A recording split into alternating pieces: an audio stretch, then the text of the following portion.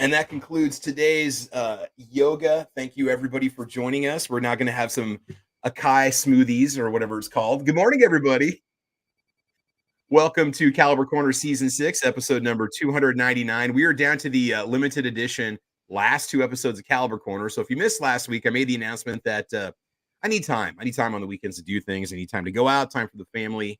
And I just don't have that time, unfortunately, guys. And so Caliber Corner is going to come to an end next weekend. It'll be the final episode. Just really no topic, just talking about the show and kind of where things are going. There will be future episodes, just not on a regular basis. We'll do some very special episodes from time to time. We do a lot of holiday episodes and stuff like that, or maybe do a 4th of July one. So, but as for it being a regular thing, it's just one of those things where there's only so much time on the weekends that I have, and I've got a lot of stuff I want to do. And anyway, enough of that. So we're going to go ahead and get started here. Today's topic, it's just a fun one. We don't really do viewer Q&A, but if you guys have questions, throw them out there. And then also out there, those of you watching on the YouTube side, let us know, what are some of your favorite firearms? We want to have a discussion about our favorite firearms that you wish other people own just because they can enjoy and that firearm like we do too. What are some things that we really like? You know, what's something like, what's your favorite 1911, your favorite semi-auto, your favorite revolver, whatever. We're just going to throw it out there and just have some fun today. I'm also calling this episode Travii Mind Trix because there's a good chance we're going to talk about something that you're going to end up buying by the end of this episode, or you'll start price checking it to see what's out there. So, like you guys did to me last episode, huh? What we talk? We just talked about gun cleaning. What'd you spend your money on now? What'd you buy? Nothing yet. Nothing yet. What did you want to buy? I can't remember. You got me hooked on thinking about that Taurus TH10. Oh yeah, the 10mm TH, yeah, the TH10, dude, yeah. And then Taurus now is re-releasing the 917C, I think is what they call it. It's the shorter version of their 92, which Gearson, I can never pronounce it the right way. They make a Regard MC like compact, almost like a Centurion model, I think is what you would call it. $100 less than Taurus. I'd probably go the Gearson route and just buy that instead. It does have kind of like some molds in the grip, whereas the Taurus is kind of just slab-sided front and rear on the front strap and the back strap. But anyway, so that's coming out. I did notice that Taurus 917C has an MSRP of around $499. So that's something that kind of makes it a little expensive. So Razor JB says, what's for breakfast? Derail the chat early to food. Here you go, Razor JB. White cheddar granola bars and everything bagel bars. I'm actually saving these for a food test, but that's the funky stuff that mom gave me to try. So speaking of which, she's probably out there watching. But anyway, we're going to have a good time today, just talking about guns, viewer Q&A. Throw some stuff out there. If you have any questions, we can lend our experience your way. So let's get the panel introduced here and let's get things fired up so we can get going. It is a blustery, cold Nebraska pre-winter morning. It's 28 degrees, cloudy, windy out here in God's country, Nebraska. All right, Squibload, what's up? How's your morning going? You're looking very awake this morning. Oh, yeah. Where were you last night, Squib? Why'd you get home so late? Yeah. I was out hanging out with my miscreant friend from Ohio. Yeah, the Right of the People was on last night. After 8 months, it's back. He won't be doing Friday as his normal time slot, but yeah. Does he want Saturday mornings at 8 a.m. Central Time? Because nobody wants this time slot. Yeah, no kidding. Now. If you do, it's probably because you're 4 hours ahead of me or 5 or 6 over the pond, and it's like, oh, I'm gonna take Travis's slot, right? Yeah. Yeah, he's a night owl, so yeah, he fired the show back up last night. It was good to do the show again. Cool. That's good. Is he going to try to do it on a regular basis, or is it just an experimental thing to see how it feels, or what? What's he thinking? So right now his plan is for Sunday nights at 11. Okay. Eastern, the only time zone that matters. So it's past my bedtime. Okay. Yeah. Yeah. And he is, as of today, bringing back budget guns and gear reviews. He's no longer going to be MK Outdoor Journal on YouTube. He will be on his website, but everybody wanted him to stay budget or didn't like. He's so username fluid. I will tell you what, I can't even keep up with him there. Every week his Facebook pages change. Mike's granola holsters and more. Mike's let's make fires together. Mike's some more. Come hang out with me some more. Channel. So, now it's I'm just giving him a hard time. Love the guy. OG, totally respect the guy. All right, he's awesome. Yeah. So I mean, people still call him budget. He still answers to budget, and he's like, you know what? Let's go back to our roots. So I thought that was great. I really did. There you go. Yeah. Somebody's kind of keeping tradition alive where I'm getting ready to shut down things. But yeah, that's good. That's good. No, see, here's the thing, Travis. You know, look, people have stuff change in their lives. They have the schedules, they have family, they have kids, they have health issues, other stuff like that. Unless YouTube's going to throw like $1,000 a live show at somebody, you've got to weigh out, do I, what's going on? Some people have free time because they're retired, semi-retired, Underemployed. they work the odd shift. Employed. They don't have kids, underemployed. Yeah, stuff like that, And even if they don't make money off the live show, they've got the time for it. And that's great that they bring that to the community. But different things happen. And sometimes things, like I was able to do 5 live shows a week because I went on second shift. Right. Yeah. I go back to the regular, 9 to 5 like everybody else. I ain't got time for this crap. So that's one of the reasons why it's like if most of the live shows I'm normally on go away, it's not hurting me. It's freeing up my time. And it's not anything, meant to be. It's just like when they offer me overtime. Let's see. Do I want to make all that money on Saturday, or do I want to, and my kid doesn't mind if I don't go to his football game. He knows dad's going to work. In some ways I set an example for him by doing that and things. You're there for him. You're there for a lot of the games too. You be there when you can, and he understands that. Yeah, but it's the same difference, right? Yeah. And part of the reason I'm in the career I'm in right now isn't just because I wanted to get back in this field. It was so I had more family time. Believe me, it's killing me. All right, I'm making a substantial amount less than what I'm used to, but I'm on the same schedule with everybody else. So we all have to make our decisions and that sort of thing. And he took some time off, and I wasn't really expecting him to come back because he just had a lot going on in his life, but he did. You got a grandkid, right? Grandbaby going on. I mean, that's I can't even imagine that. That's you want to spend time with that child, and that's who knows what kind of schedule that is. You're at the mercy of whenever the kid's awake. I like the idea of doing live shows, every now and then. I'm not gone forever. Just this is the change and this sort of. Yeah. I kind of like that, Travis. I don't know if I'll be able to jump on them, but if a new gun's coming out, we can host a discussion on it. And I promise you guys, I'm not going to turn into a clickbaity channel, but we will after we let Firefighter introduce himself. I do want to talk about the ammo crisis and how real is it? How real is it not? Just because I don't do clickbaity videos on my channel. I don't. If I've ever done one, it's been an April Fool's video. We don't talk really politics on here. I don't go out there and put scare videos out there, but we will talk about that because I guess I didn't, I was kind of looking at the ammo crisis and I'm wondering, is it really? Do we really need to worry or not? Okay. So, I hear you, Squib. I hear you, man. So we'll see how things go. But I do want to keep doing shows once in a while. I mean, maybe we'll just throw one out there just for fun and kind of get everybody together and, have a good time. So.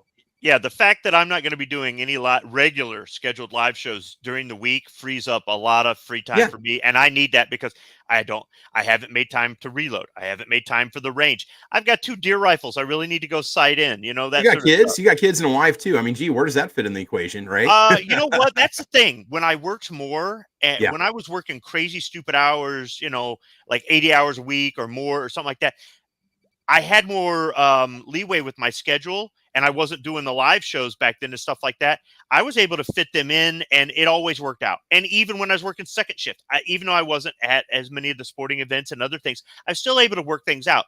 Yeah. And if I was doing a live show, I figure I would find a way to work it out, or I just wouldn't commit to it or something like that. But I've always found a way to work things out. It's not like my wife and my son sat around going, man, what are we going to do if he's not here? They have their things. My older son moved out a couple of years ago. He's doing great. So, there's still family time, but the way we do family time at our house is, I guess, more geared towards everybody going in different directions, doing different stuff, because it's really weird how we're all on different schedules and that sort of thing. But when we come together, it's a cool thing, but that's not, that sort of schedule isn't for everybody. Just like doing live shows. Some channels make videos and shorts and community posts. They never do live shows. You're lucky to see this person jump on as a guest on somebody else's live show. That's just not. If they go live, it'll be Instagram live for like 2 or 3 minutes or something. Yeah, or hey, what's up, everybody? Checking in on the crowd. Yeah, it's not their thing. When I first jumped on YouTube, I was a panelist on live shows, and I got hooked. Right? Everybody's like, "You should make videos." You should. I don't want to make. I don't want to make video. I don't want to. Then finally, I started making videos. I got hooked on that crap too. Yeah. So I think it's different for different people, but. And for some people, there's no amount of money that's going to get them to miss whatever, right? It's just different for different people. But I think there's still enough out there, and I think there's going to be enough either impromptu live shows or scheduled special event live shows that the community is going to get plenty of it. Oh yeah, I agree. All right, firefighter 09100 also joining us. You mean you're not working today? Do you have the day off, or are you going in after this? What's up, firefighter? Well, if I was going in for overtime, I would have been there at 4 a.m. and just now getting home. I was gonna say you chose us But they over told me my overtime. area. Wow. Yeah, we're still on overtime. With the way ammo prices are going, you need all the money you can get, little man. But yeah, here's the kicker. What's that? They took away my overtime to give it to the other production teams. Really? Yeah. That's not cool. That's not cool. I think you should buy them out and then shut them down. That's what I think you should do. And then well, if I had like a few $1 billion, I would. Yeah. But I kind of can't. Go talk to Vista. They're buying everybody out right now. Well, they would probably. They might have bought me out. I might be owned by a Czech company, which would be kind of cool because I'm Czech. But they wouldn't buy a company that makes firefighting safety gear. You don't know that, man. You don't know the profiles of these companies and what they own and what they don't know. So, I got to give Squib some little flack right now. Because why's that? What's Squib do? He's wearing the T-shirt to the my. Breaking up, bro. You're breaking up. You're roboting out. Oh no, man. I had a lag spike there for a second because yes, you did. Yes, you did. So okay, so now what again? He's wearing the T-shirt of what? Your baby's mama? What'd you say? My freedom dealer. Who's like, oh, your freedom dealer. Oh, okay. No, freedom dealer. You know, I got firearm. you. Yes. Yeah. Yes. Yeah. Yes. Yeah. There you go. That's good. That's good. Which reminds me, I got to go up there and spend $200 on a new case of MREs. Oh yeah. Yeah. You should always be stocking up, buddy. You should always be stocking up. You got to keep those things in consideration, man. All right. So real quick here, we're going to go ahead and give a little shout out on the YouTube side and see who's out there this morning. We got G23 in the house. We got Ozzy Osbourne with us. DJ Play Nice says, rock. Another fellow Nebraskan. Tommy Gun out there. Razor JB, Mountain View, Metal Gun Guy USA, Ozzy Osbourne, Defense Dad. Let's see. Tech Money's watching out there right now. What's up, Tech? Tony York's in the house. Squiblift is out there too. Bjorn's out there watching. Tacos and French fries in the house. Kingpin, the first one checking in with us with a stout thumbs up. Good to have you here. So yeah, just go and drop it on the side chat over there. What are some of your favorite firearms that you think everybody should own just because the sheer enjoyment of having one or the fun or maybe the nostalgia behind it? What are some of your favorite guns? And I'm just going to kind of throw some different categories out there and have this discussion across the board. So yeah, I think we'll go ahead and do that. So okay. So the whole ammo crisis thing here's what I'm going to tell you guys. All right. Squib and I had a long discussion about this before we went live. And, there's a lot of things that have happened recently that people could throw together and, kind of some panic videos to make people think they got to go out and buy these things. And, everybody kind of has their own motivation and reasons for making content on YouTube. And you guys trust a lot of what we say, the opinions that we put out there and the stuff that we say. All I will say is if there is panic buying going on right now, and I can verify from some ammo suppliers that they've sold a ton in the last couple of weeks. I know this for a fact. I've spoken with them. And some of them are even sold out. Get the ammo that you think you're maybe going to shoot for the next year or two. And the only reason why I would say that, and it has nothing to do with panic or scare or doom and gloom or this company bought this company out. It's because ammo is as cheap as we've seen it for years. When you start getting cases of 9mm brass, new manufacturer, around $205, $200 a case, we're talking brand name stuff, maybe some Blazers, some Fiocchi, you guys need to be stocking up on that. I'm just going to say that right now. And I'm looking at gun prices. I go to gun.deals daily, okay? I look everything up. When you start seeing those little Taurus G-series pistols dropping below $200 and they got like a $25 rebate and you get one for $150. I'm seeing ARs for $299. What is it? Defense Dad just threw a message out there a second ago. Midway's got Gearson 1911s for $315. I've seen some 9mm 1911s for $299. I mean, guys, this is, again, we haven't seen these low prices in a long time. So if there's something you want, go get it. If you can save $200 or $300 on it, go get it. I saw that they had a SIG P226 M11. Brand new. I don't remember who it was. It was over on Gun.Deals, $799. That thing was $1,000 forever. It was a $999 handgun. Now, all these prices were thrown out there. You guys might have different local prices, and that's normal because prices vary depending on where you live. But if you go online, I mean, we are seeing, again, the lowest prices we've seen on build kits and ARs and just as somebody who wants to see the firearms industry keep running, you know, support it. Go get those things you want. Because if this panic or scare crisis is real, is legit, something happens, you got yours. I mean, that's the most important thing. I'm not panicking right now. In fact, I haven't bought really anything except for ammo for me because I wanted to stock up on 77 grain. Not because of panic buying, because I like to shoot it. I bought all my ammo last summer. I was getting basically about a case a week, you know, stocking up on my favorite calibers, rotating, and I'm great for what I consume. I could shoot for years. Okay.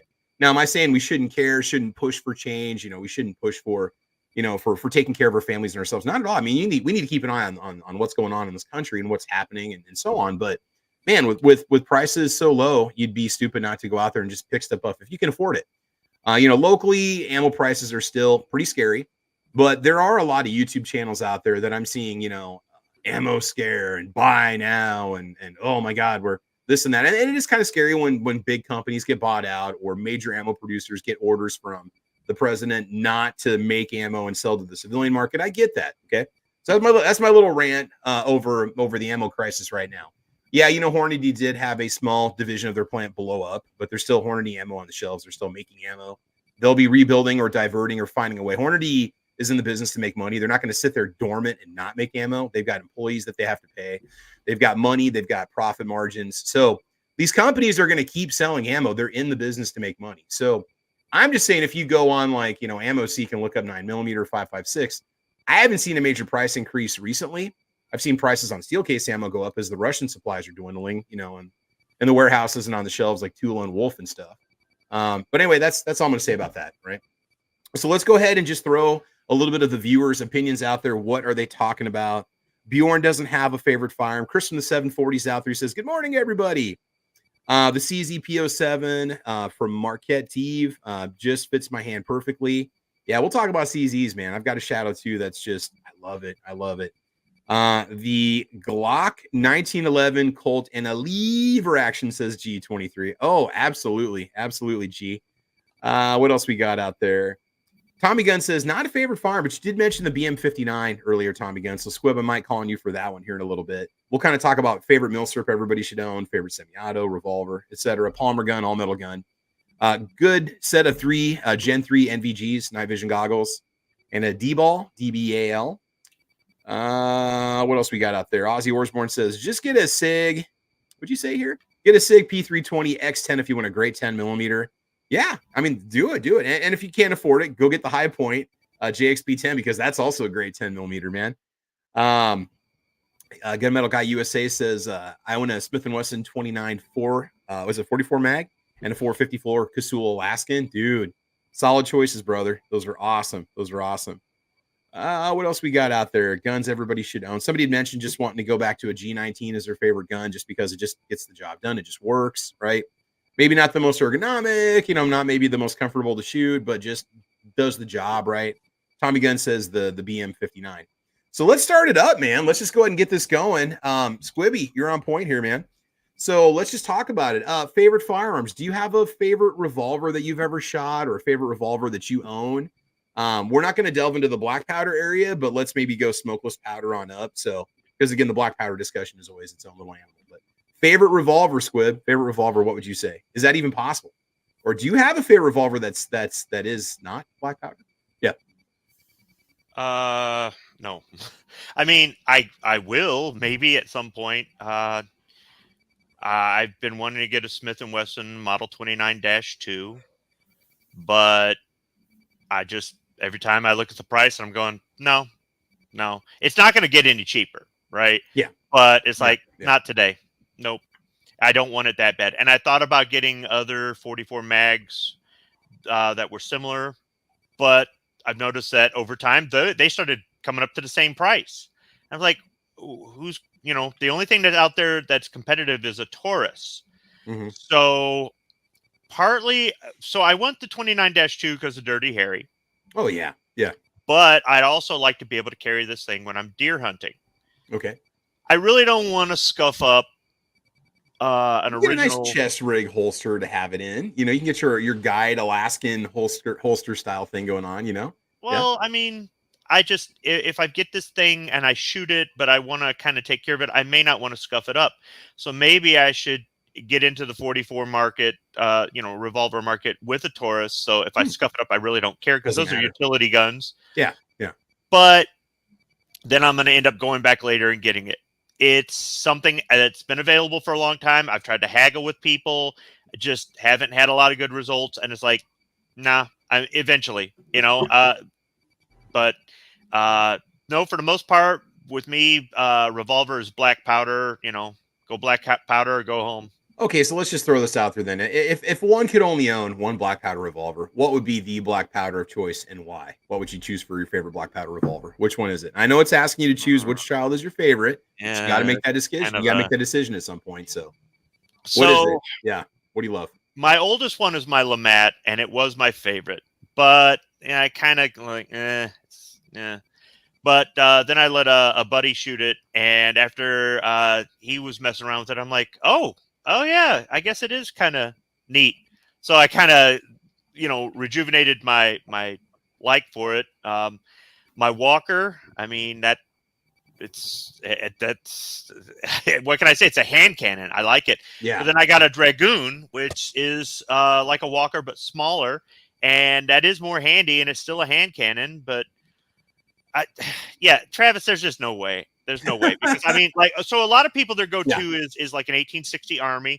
I've got one. What do I have? What's mine? The Pieta. I've only got one. You've got a 51 Navy, but it's in 44. Yeah. So, dude, I can't pick the. But they're still fun guns to own, and if you ever want to dabble in the whole black powder world, we got podcasts on that. You can go back and watch if you want to. Like, I'll have a table covered in these things, and then maybe I'll have a couple center fire, revolvers in the middle going, see, I got revolvers. It's just, it's not that revolvers are crap. They're really, it's just, at first I really didn't care for them. I didn't want one. And I did have one for a while. I had a Colt Diamondback for a while. It's just, it really wasn't until I got into deer hunting that I'm like, I got to get a revolver again. But there's just so many.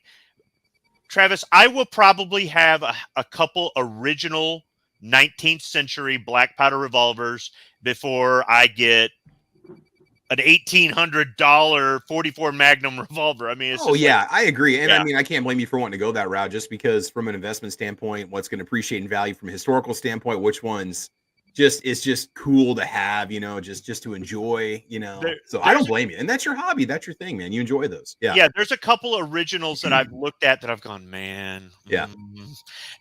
So, and for somebody else, they're going, it's an old rusty thing that you're going to have a gunsmith work on. And, you don't want to tear it up because of its value. And why would you want this thing? And it's like, this is a piece of history, dude.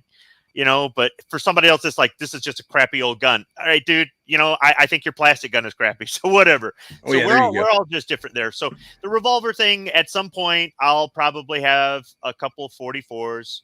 I've shot a few different revolvers, and I really do like, there's some revolvers out there I want, but I mean, ideally, maybe a Taurus, Smith, and even a Colt Anaconda would be nice. But you're talking about, if I bought all three of those, I mean, we're talking about probably $5,000. Yeah. Dang. $5,000. I don't even know.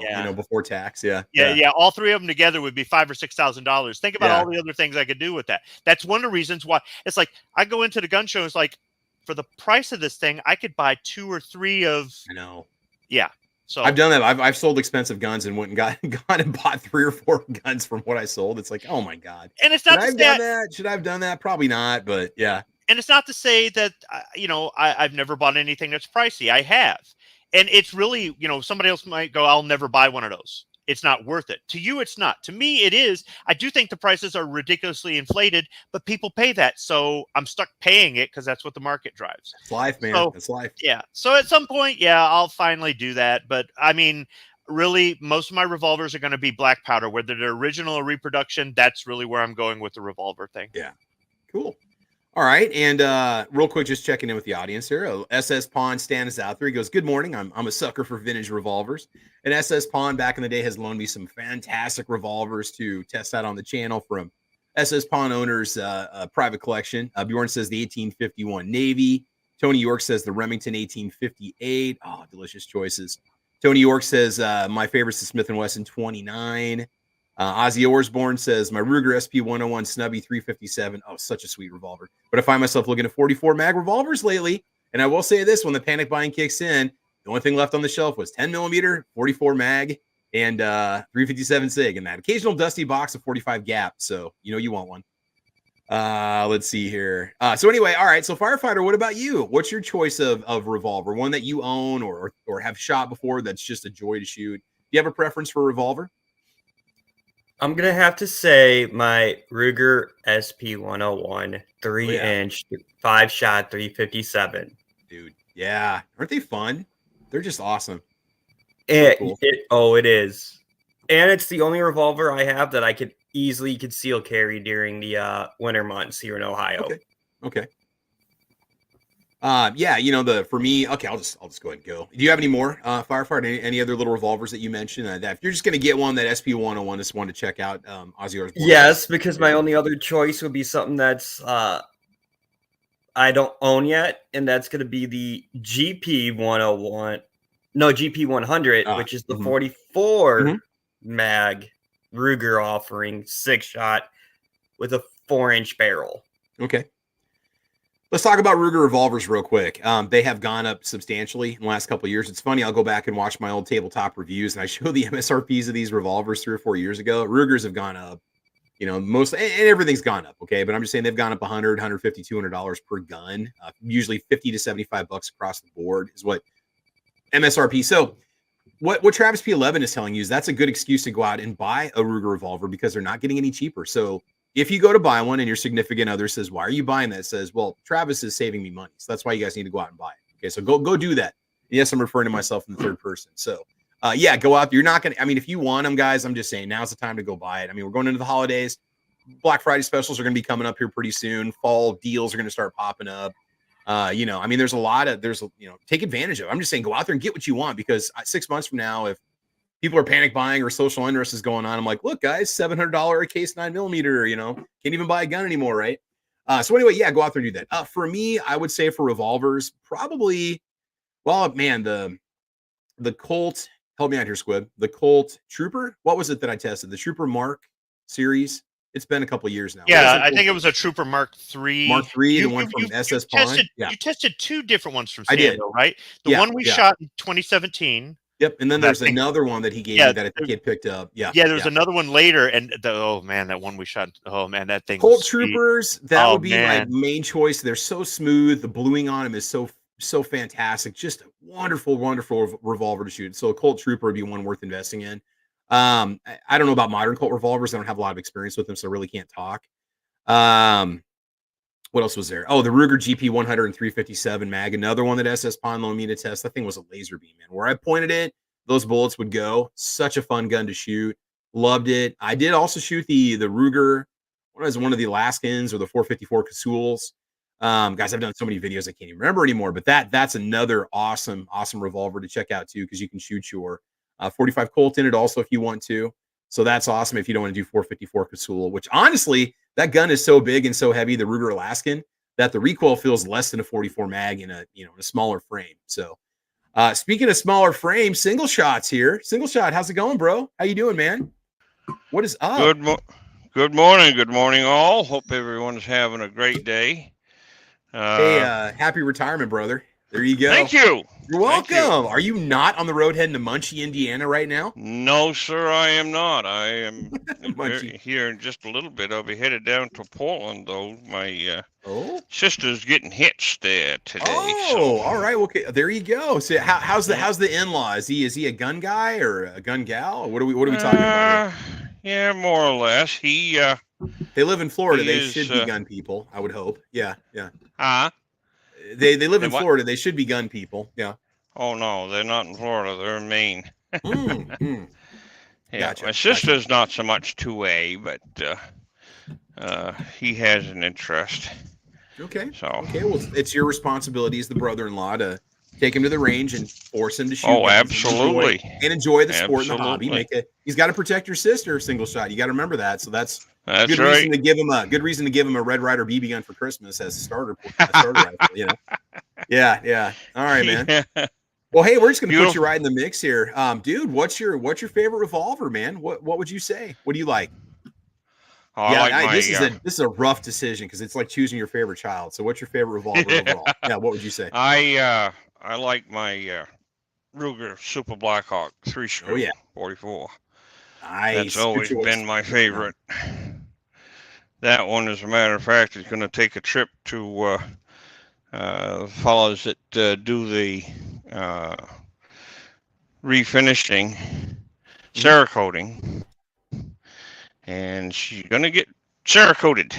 Nice, deep, dark blue. Ooh, so she's going to be looking pretty good when they get it done.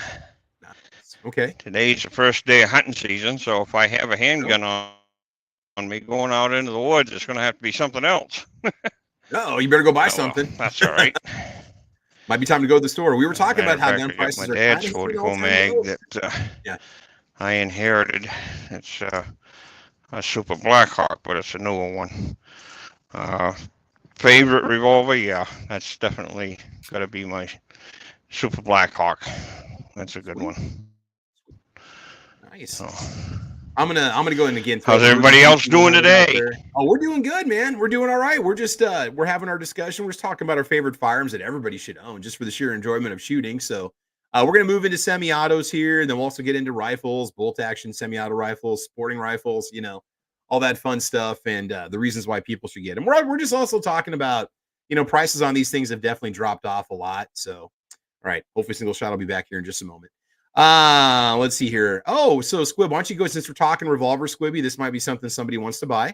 Any opinion on Henry's entry into revolvers? I know you're disappointed they don't have a 44 mag yet.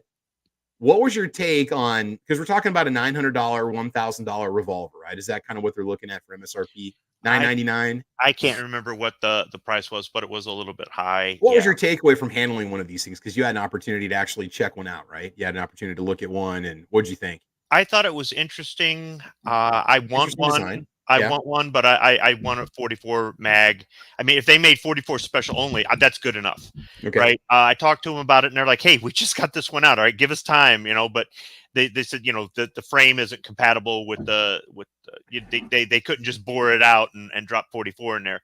I like the fact that they offer 2 different grips, and I like the fact that you could have this revolver to complement your hunting rifle. That actually, after I stopped talking about it, I'm like, oh crap, I want a Schofield. I want a single action Army. You know, I want the Schofield in 44 Russian. I want the single action Army in 4440. Oh, I got to start reloading for that. And that'll all be black powder. And I forgot all about the Henry. Yes.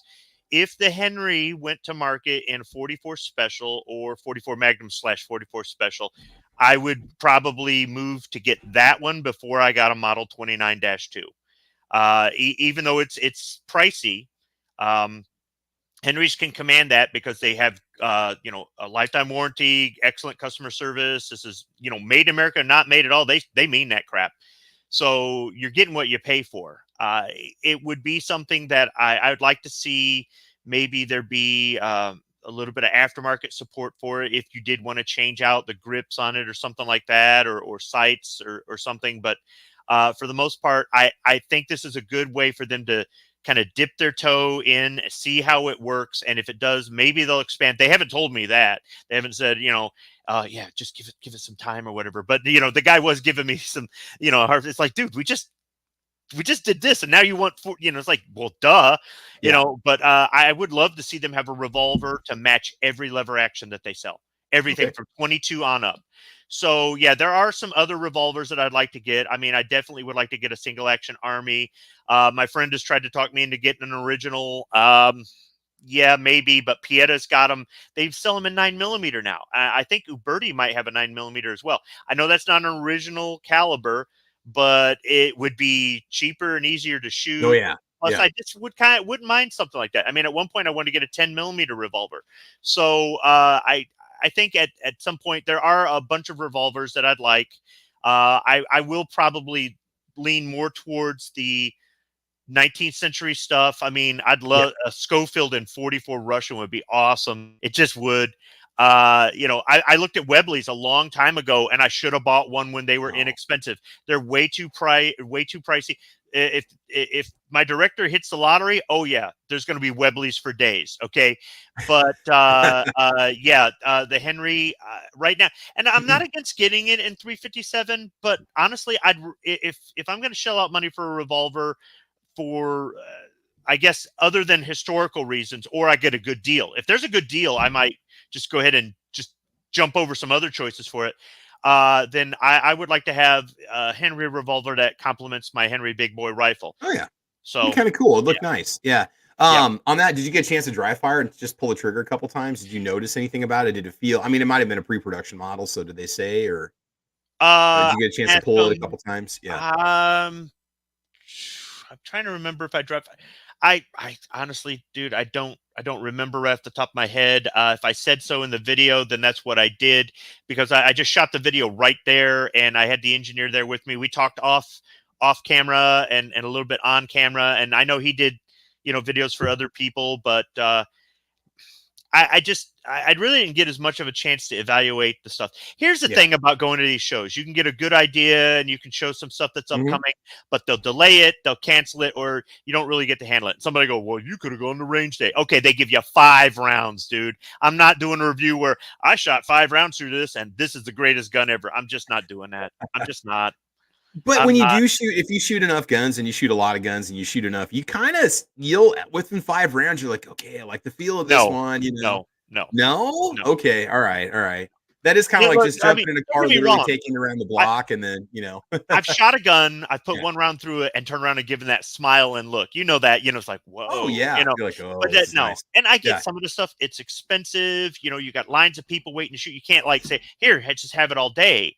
And the T&E stuff, they talk a big talk. Oh yeah, just get a hold of us and that isn't, I'd rather just buy the thing. And if I'm the last one to do a review on one of these, so be it, but I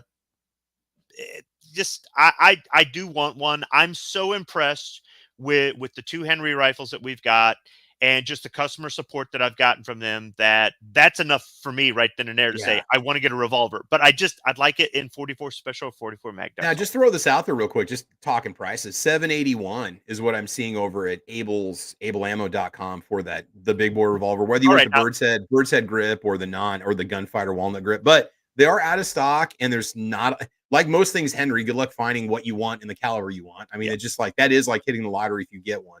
$800 for one of those is fair. Yeah, that is $1,000 or more. I'm there going, well, let's see. I can get for $200 more. I can get this, or for $100 more, I can get this. And it's not that the Henry revolver is not something I don't want, but so it looks like Georgia Gun Shop has them in stock for $711 if you don't mind the bird's head grip. I mean, they're not bad looking guns. I would like to get one just for something different, just because I've shot a lot of Smiths, I've shot a lot of Rugers. I've shot.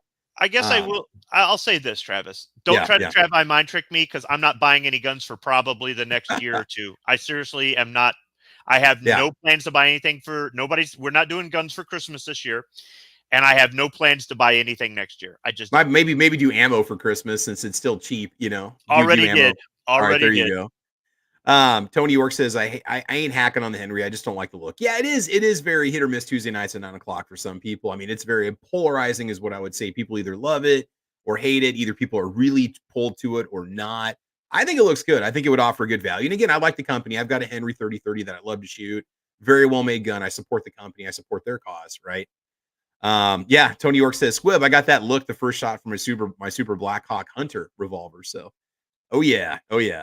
All right, so let's go ahead. Oh, for me, another revolver that's just fun to shoot. I don't own one, but what do we have here? Heritage Rough Rider. I do have a Heritage Barkeep, but the original Rough Rider, I love those. I love shooting those. I don't own one, but the Heritage Barkeep, I have one, and it's weird because it's like the Heritage Rough Rider. Oh no, the Heritage Barkeep. It's the Corgi of handguns. Like, it fits the hand, but it's small and stubby dimensions. But it's ergonomic enough to function, but it's also like miniature. It is the Corgi of handguns. It really is, because if it fit an adult hand, okay. but it's also tiny at the same time. Like, they also got the boot, whatever they call it, the boot model. But anyway, the Heritage Barkeep is fun to shoot. I did a little test on mine where I chrono tested it with 22 LR and 22 mag, and it was surprisingly accurate. It has a great trigger on it. It's so weird. And I mean, the triggers on those things, because there's a lot of cast parts in it, that they might be kind of iffy. But again, another great American-made firearm. So I've got, mine has the mock, what do we have it? The finish on it that's got like the swirlies and stuff on it. Whatever. I can't think of the name of it right now. My brain's drawing a blank. But I've got the one that the color case hardened finish. It has simulated color case hardened finish. Color case hardened. Yeah. It actually looks like that yellow alloy metal that you see on stuff when you put stuff together. It's like components, but that's a great gun, and they're fairly inexpensive. I've got the bar set that comes with the shot glasses and the flask and stuff. It was kind of I don't know if it's really a limited run thing, but they offer them, and I really enjoy shooting that. That's a fun little revolver. That's one that everybody should have. Be nice to have a 22 revolver of some way, shape, or form, just for the sheer sake of maybe beginning shooters or inexpensive, fun afternoons at the range, because 22 LR is still relatively inexpensive. So what else we got out there? Tony says in the two cheapo 22 revolvers, Heritage and Ruger Wrangler, I can tell you that I far prefer the Heritage. Okay. To me, the Wrangler looks like it's better built, but again, the Rough Rider is really hard to just beat. Everybody shot one before. For the most part, they're pretty good. Let's see what else we have here. Tony York says, I will suggest that people not select the Vaquero and 44 mag as their first Magnum. Okay. I don't know if I've ever tested a Vaquero or not. I'll have to go back and look and see. I think I did, actually, if I'm not mistaken. But I don't know if it was 44 mag. I want to say it was 357 Magnum. So, all right. So let's just kind of go ahead and move up the food chain a little bit. Semi-autos. What's your favorite semi-auto handgun? And then again, it can be polymer, all metal. If you had to choose one, what is the most enjoyable for you to shoot? Which one do you like the most? Okay. What would you say? Squib's coming back in here. So, Firefighter, let's start off with you. What is your favorite semi-auto handgun to shoot? What do you just enjoy for whatever reasons? What would you say, Firefighter? I have 3. Uh-oh. Okay, let them out. What should people be looking into? My Walther PK380. Okay. Because it's just a simple little 380. I mean, you can't go wrong with that. My Romanian-made Torkarov TT33. Oh yeah, yes. Those are fun to shoot, man. They're smooth. They got the ergonomics of a shoebox, but they're still so comfortable. But they're still fun. They're fun. They are. I shot Squibs, one of his Tokarevs, and that thing was awesome, man. It was so cool. I love that caliber because I had a CZ52 one time at one point that shot that same caliber. So 762 by 25. Is that right? Yep. Okay, cool. Off the top of my head, I got a 9mm Tokarev.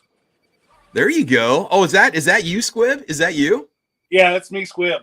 Okay, so we got Foos posing as Squib. We've got a single shot, now known as Dingle Shot, and Dingle Shot. You sure you want to put that name up here the whole time? I hate to make that your new nickname. Anyway, that's just funny. All right, so Foos, what's going on, man? How you doing?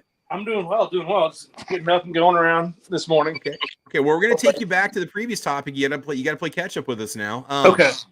Favorite revolver, man. Favorite revolver. Do you have a favorite revolver? It could be black powder or smokeless powder. What's your favorite revolver, man? I like my Ruger Wrangler.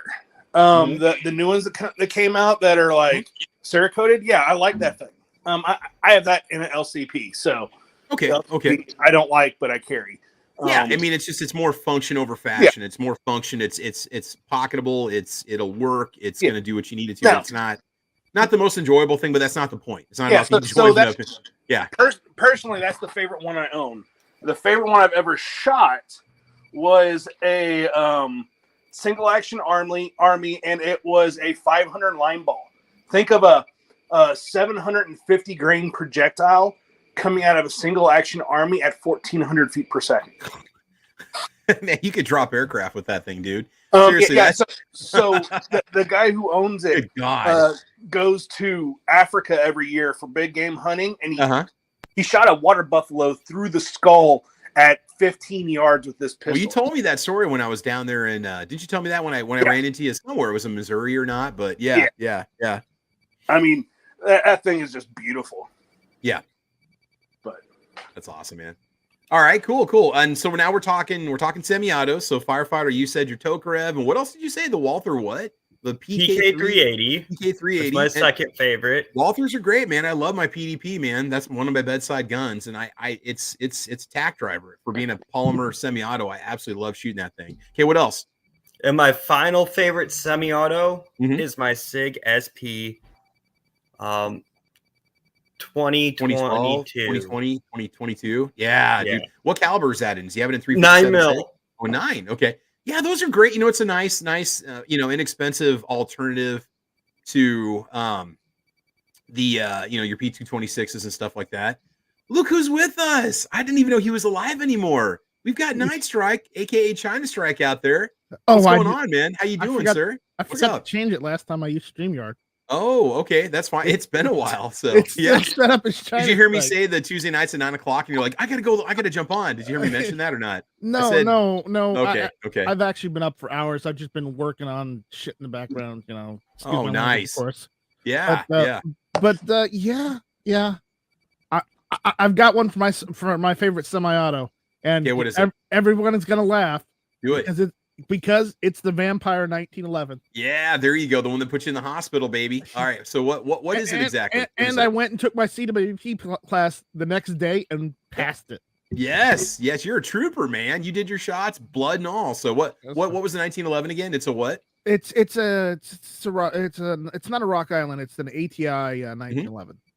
Just standard 45 ACP. We're just telling people out there, if you want to get a 1911, this is the time to buy, because we are seeing the lowest prices on 1911s I think we've ever seen. We're seeing $299. Like they're giving them away as doorbusters. The prices of the Rock Islands have gone up, and some of the prices have actually come down now, and now is like a great time to buy a 1911. Well, the gear signs or whatever. Yeah, so if you don't mind getting a Turkish made 1911, there's some nice Turkish 1911s coming out that are like $500 to $600 that would match a $1,500 1911. I've seen some of the Gerson 1911s. Some of the other Turkish ones go for like as low as $299. I mean, and that's a great price point to get in on just a base 45 ACP 1911. You can always change parts out on it if you want to. I mean, it's to be a good just to get one that cheap, just to have that, or even like the standard GI, Parkerized style. That's what I paid for my ATI. I only paid $299 for it. So yeah. But did you buy that new or used? I bought it new. That's a heck of a price, dude. Yeah. Heck yeah. So be the age of the $2,500 staccato, Right. My favorite revolver is that Heritage Rough Rider I bought. I love that thing. That thing is just, it's nice. Across the board, that's been a popular one. So yeah. Cool. Tony York out there says the SW9. I think, what do we say? Is the SD9 VE, Tony, or is it the original Sigma? I can't remember what you said, Tony. You and I, but I think the SD9 VE trigger takes some getting used to, but you can. I love shooting mine because it was very accurate. Ergonomics were wonderful, relatively inexpensive, but there's so many just lower cost, good entry level semi-auto 9s you can buy now that the SD9 VE, I like it, but it's a little obsolete just in terms of the trigger and what it offers and modularity and stuff. Whereas you can get yourself, a dagger for $299 or less. If you get a blend model, they're like $269, $249. And you've got that G19 parts compatibility, but to each his own. I do miss my SD9 VE. That was a fun gun to learn how to shoot on. So, all right. So we're talking semi-autos, kind of going around the room here. And again, I'll go at the very end. So, Squib Load, what is your favorite semi-auto handgun in your collection? Which one is what do you look forward to shooting the most? Which one gives you the most? Squib? Oh, no, Squib Load. You're just Squib. Oh. You're Squib Load, the original Squib Load. All right. What would you say, Squib Load? Which one of your favorite semi-autos is just a joy to shoot? What's just your most enjoyable? 1911 all day long. Your Ruger SR 1911? Yes. Yeah, me too. Just smooth, fun, looks good, reliable, just good accuracy overall for a 45. That one's But you got a Browning. Help me out here. A high power? A high power, yeah. You have a high power, don't you, or not? Mm-hmm. Yes. Yeah, not as much fun to shoot, or just kind of like, you just kind of have it more for the lineage and stuff, or what? I did get it because it's a Milsurp, and because I wanted a high power. It gives me slide bite. That's the only thing I don't like about it. Otherwise, it's a great gun. I know that there are different companies out there that have made them or are making them off and on. So the price point jumps all over the place.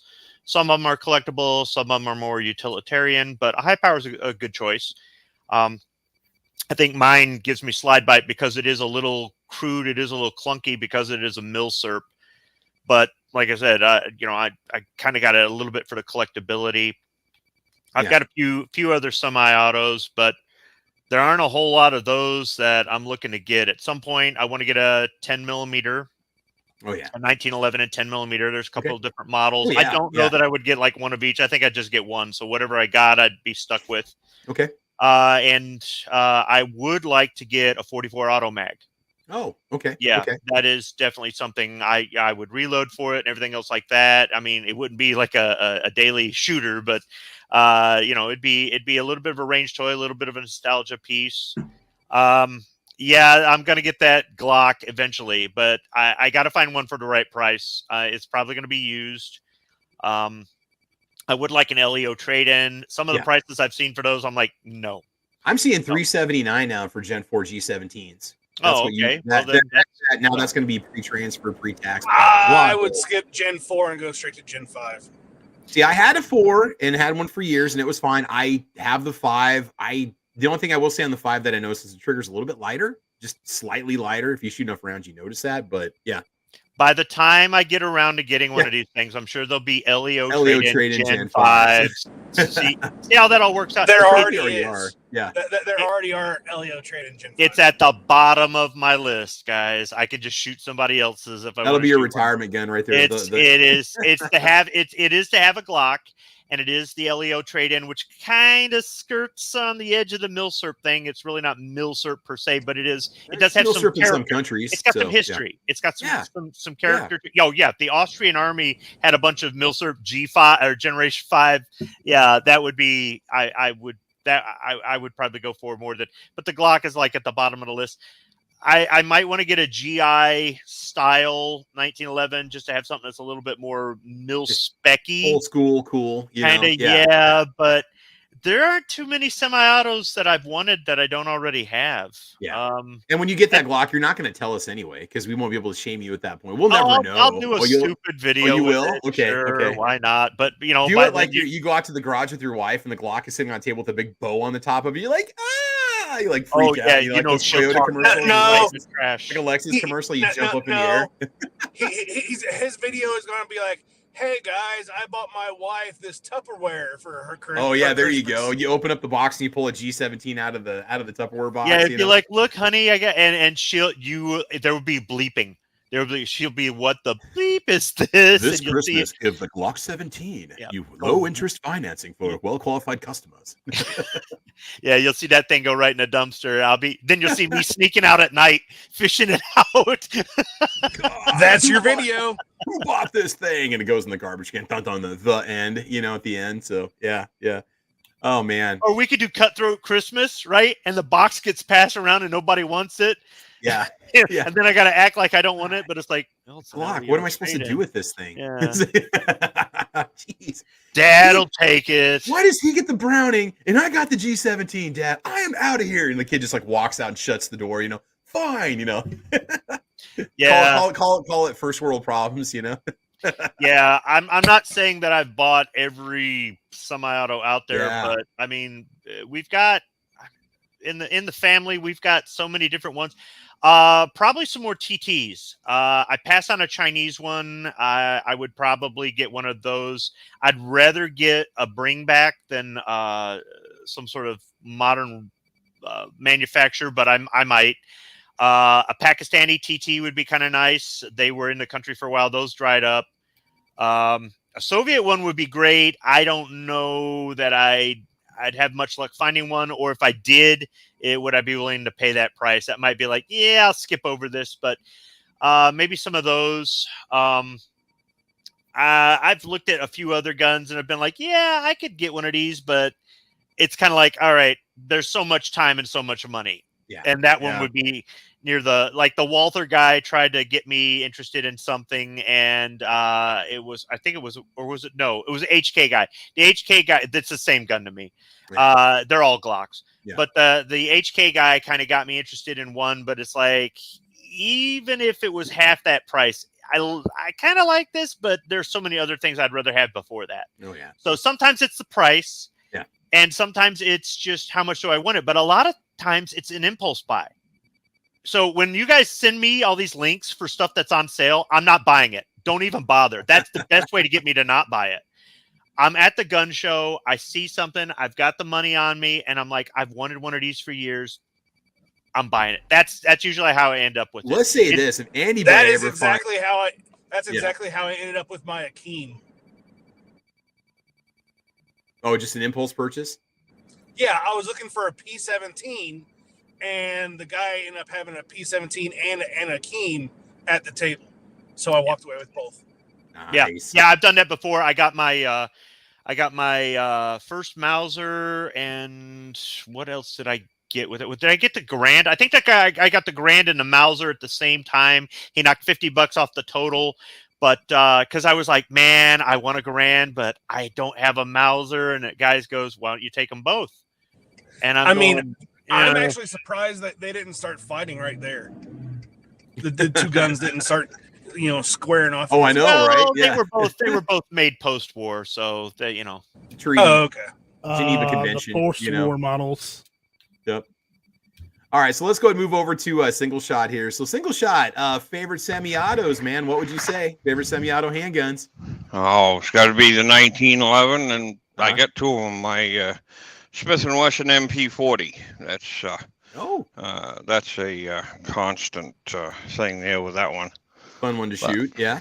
Oh yeah, I got a Ruger Mark III that I like really well. Shot competition with that, and it's a good one. I didn't even think about the 22 semi-autos. Yeah. Yep. Yeah, there's a lot of good ones out there. Cool. I prefer a Ruger. I always have. Oh yeah. Been a good brand there for me for 22s. I've got a couple 3 that I've got to that are on the single shot side that I've got to test. One of them being the one that I'm still waiting for some brass for. It's a 375 Winchester. Okay. So nice. Probably after tomorrow, when I get things squared away from today, I'll start doing some videos and put them up, because I got quite a few of them to do. Hunting season just started up here today. Mm-hmm. So my range stuff is kind of limited to what's going on around here. I don't want to bother the other hunters. I had one guy down in back of the house there this morning. He wasn't down there very long, but... Well, on a down note, at least you can safely leave your home and hunt in Maine today. Well, that's it, I had to get that out there. They found the body of the shooter, so yeah. Too soon, Travis, too soon. Yeah, that guy took the coward's way out. Yeah. As all of them but do. Yeah. Well, the thing is, guys, with that whole mess up here, it was due to ignorance of a person's condition. They completely ignored, taking him out of the loop. They just left him in the loop, and they blame the yellow flag law and all this other mess. And that's how it is with all these. Anyway, all right, we're gonna bring it back. Yeah. Yep. All right. So we got that for the semis. All right. Any more single shot? Any more semi-autos that you just enjoy? I kind of like my clone of the 9mm high power. That thing is pretty damn accurate for something that's got fixed sights. Which one do you have? Do you have a Gearson, or do you have I've got the FIE. Oh, okay. Was that where were those made at? Was it Hungarian? FIE, that's Hungary. Is it Hungarian? Yeah, Hungary. Okay. Yep. Okay. Oh, cool. And FEG. it works. Oh, FEG. No, FEG. I'm okay. sorry. Yeah, I also do the MG. Yeah. But it's a good shooter. It's not a bad carry weapon either. It's not all that heavy. Got 15 round capacity, and it has a pretty decent trigger. It's got a lot of play in it. You got to quite a ways to that wall, but once you're there, and that will fire double action. So cool. It's a good one. Right. All right, so Foos, what about you, man? Favorite semi-auto? Just one that's enjoyed to shoot every time, man. What brings you the most enjoyment at the range? So it's not a single, it's a line. It's all the CZ75 lines, whether it's a TSO, Shadow, Shadow 2, Checkmate, even the originals are awesome, but it's not the Omega line, it's the actual original Trigger line. Okay. Second would be, I'm really enjoying the Glock 17s. Okay. Like, okay. The more I shoot them, the more I'm like, I get this. It's totally functional. It goes bang every freaking time. Don't have to mess with it. Like, I get it. And I was gonna say my grandpa's CZ Model 27 they brought back from the war, but then Single Shot was like his Ruger series, and that reminded me about the Mark IV Lite that I just bought, in the 2245. That thing is just a dream to shoot. Oh, they are. They're just like little staple guns when you're on the range shooting them. It's like, oh my god, it's so accurate and so much fun. You know? Yeah. I'm doing about an inch at 30 yards with just crap ammo. It's just stupid accurate. Another good one I'd like to try at some point. I'd love to pick up a Browning Buckmark, like the camping model, just the basic field model, or maybe a bull barrel model. Those are just I've always been a fan of the Buckmark series when they first came out, and I think they're just look like good, just reliable semi-autos, you know, along the lines with those Rugers also. Again, joy to shoot, man. Yeah. And I'm gonna have to go here. I'm sitting outside Home Depot. So okay, all right, man. You go do your thing, man. You go get your mulch. No, I'm getting range supplies. We're next weekend we're having a work day, and we have to build a lot of stuff. So I'm going to be purchasing wood. Oh, so all right, man. Awesome. You do that. Cool. Thanks for jumping in. Right. I appreciate you sharing with us, dude. Have a good one. Awesome. Later. All right, take care, man. All right, for me, just I do so. What Fu said about the G17 for me holds true. I'm just saying it. I've always called it like the Honda Accord of handguns. It doesn't do anything awesome. It just does what it needs to do, and it does it well. You know, I mean, some people don't like the grip, some people don't like the triggers. If you want something that's going to be reliable, that's going to be easy to shoot. And again, I know you can say, well, my Glock blew up. Okay, that's fine. But I'm just saying that in general, I've had two G17s. I've had several Glock pistols. I'm not a Glock fanboy. I have many different models of handgun. But G17s are always a blast to shoot. And you can pick up good used deals on them if you find them in the cases. New, I think they're overpriced at $550 or $600 just because of what you're actually getting, what you're staring at. You know, is it really? But anyway, so that'd be one of them. So G17 is always nice to have. A Gen 4 if you want to get in on the cheap. Gen 5 if you want to get the newest one. There are some differences between them in the finish and the way that they kind of wear, and the barrels themselves are different. The triggers are different between the Gen 5 and Gen 4s. Absolutely love my Walther PDP. That's a great handgun. Awesome trigger for a polymer gun. I've got the 5-inch barrel model. Just big, hulking, comfortable, smooth shooting handgun. I've practiced with it a lot. Honestly, by this point, I've probably put close to 1,000 rounds down it. I know that's some of you guys do that every weekend, or you claim, but it's just been a great gun. Cleans up well. Everything's held up well together. And now I'm seeing PDPs for, what did we say, $399 or something, $499, where they were $550, $600 just a couple months ago. There's a lot of there, and there's like 3 or 4 different frame sizes you can get. And they also make a woman model. I can't remember what it's called, the PDPW or something like that. Which is funny because most of the guys that have shot one want one, especially if they're a PDP fan, because they're just like ergonomically so perfect as a small carry gun. They're designed as a carry gun for females. That was Walther's marketing on the PDP model. And then for semi-autos, just like enjoyment, my CZ Shadow 2, like what Foos said. And Foos had sent me some springs on mine, so I've got a modified trigger spring and a hammer spring. No, a slide spring and a hammer spring. And that made it even lighter on the trigger, but just so much smoother. And so Shadow 2s, I mean, you can pick those up now too. I'm seeing them for what, $7.99, $8.99. That's a great deal. I paid $8.99 for mine used almost 2 years ago. Well, it was basically new, but it was in the use case. But at one point they're $13.99, and now you've got the Shadow 2 Compact out, which I think is a very cool looking gun. Those are about $1,100, $1,150 on back order if you want to get one. But the Shadow 2s, they're very comfortable. They're big. They're heavy. It's a competition ready pistol if you've never seen one before. I don't keep mine as a carry gun. There's a couple reasons why I don't want to. Part of it's a cost. If anything would ever happen and I'd use it, that would be confiscated. I do not want to be without that gun. Two is just kind of the way the safeties are set up. I've got the low profile safety, and I don't know, it doesn't have that good just locking feel like a 1911 safety does. And it's fine. I know I can get different safeties and stuff, but Shadow 2, wonderful gun, just super smooth. You can say that you can't buy accuracy. Okay, you can say that, it's always about the shooter. But anytime I've ever given a new shooter a chance to put a couple mags down the Shadow 2, they just like shoot better for whatever reason. Maybe it's the balance, the smooth trigger. So Shadow 2s are awesome.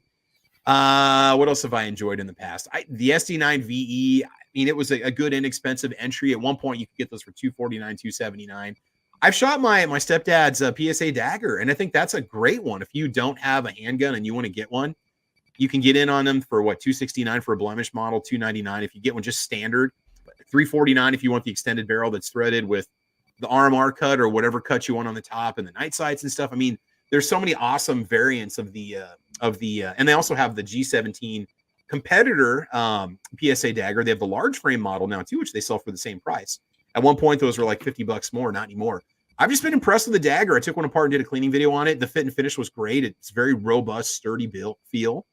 The other one that I really like that you can still get a good deal on if you look around would be your Ruger P series pistols, like your P89, your P93 and stuff like that. The thumbnail that I have there is me shooting whatever I guess that was an SR40 is what's in that thumbnail, but I've shot some of the P series Rugers and those are just like tanks, man. They're kind of the AK-47 of the pistol world. I know there's AK-47 pistols, but just the loose tolerances on them and the fact they just shoot so well and they're so comfortable and just reliable. I love P series Rugers from the 90s. Those are pretty sweet.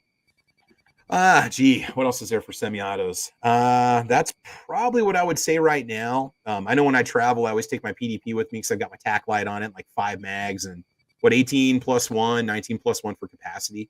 But I do want to try some more CZs though. I would like to try the P10C. I know that's a pretty popular one and they're cheap right now.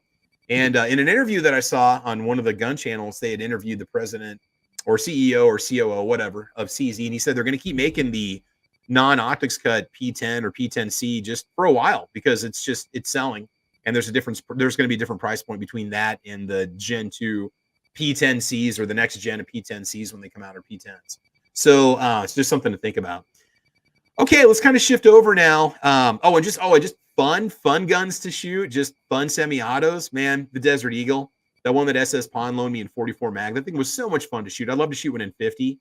But just huge, massive, hulking, unwieldy, awesome semi-auto handgun. Just the Desert Eagles are just fun. I know mine had 2 malfunctions out of 50 rounds when I was at the range testing it. I was actually filming it in the middle of a blizzard, and it was like sub-zero when I'm filming. My vehicle was actually running in the background, so I could just get my vehicle and go after I did my range testing with it. But yeah, the Desert Eagles are just a lot of fun. Cool takedown. When you take them apart, they have like almost like an AR style gas system on them and piston and dual recoil springs and stuff. Finicky, yeah, but just fun to shoot. So, all right, let's go ahead and up the ante now. Favorite Milsurp. It could be a bolt action or semi-auto. Favorite Milsurp, Squid. We're going to start off with you. Favorite Milsurp. If you can only choose one Milsurp, what would it be? What would you say, Squibload?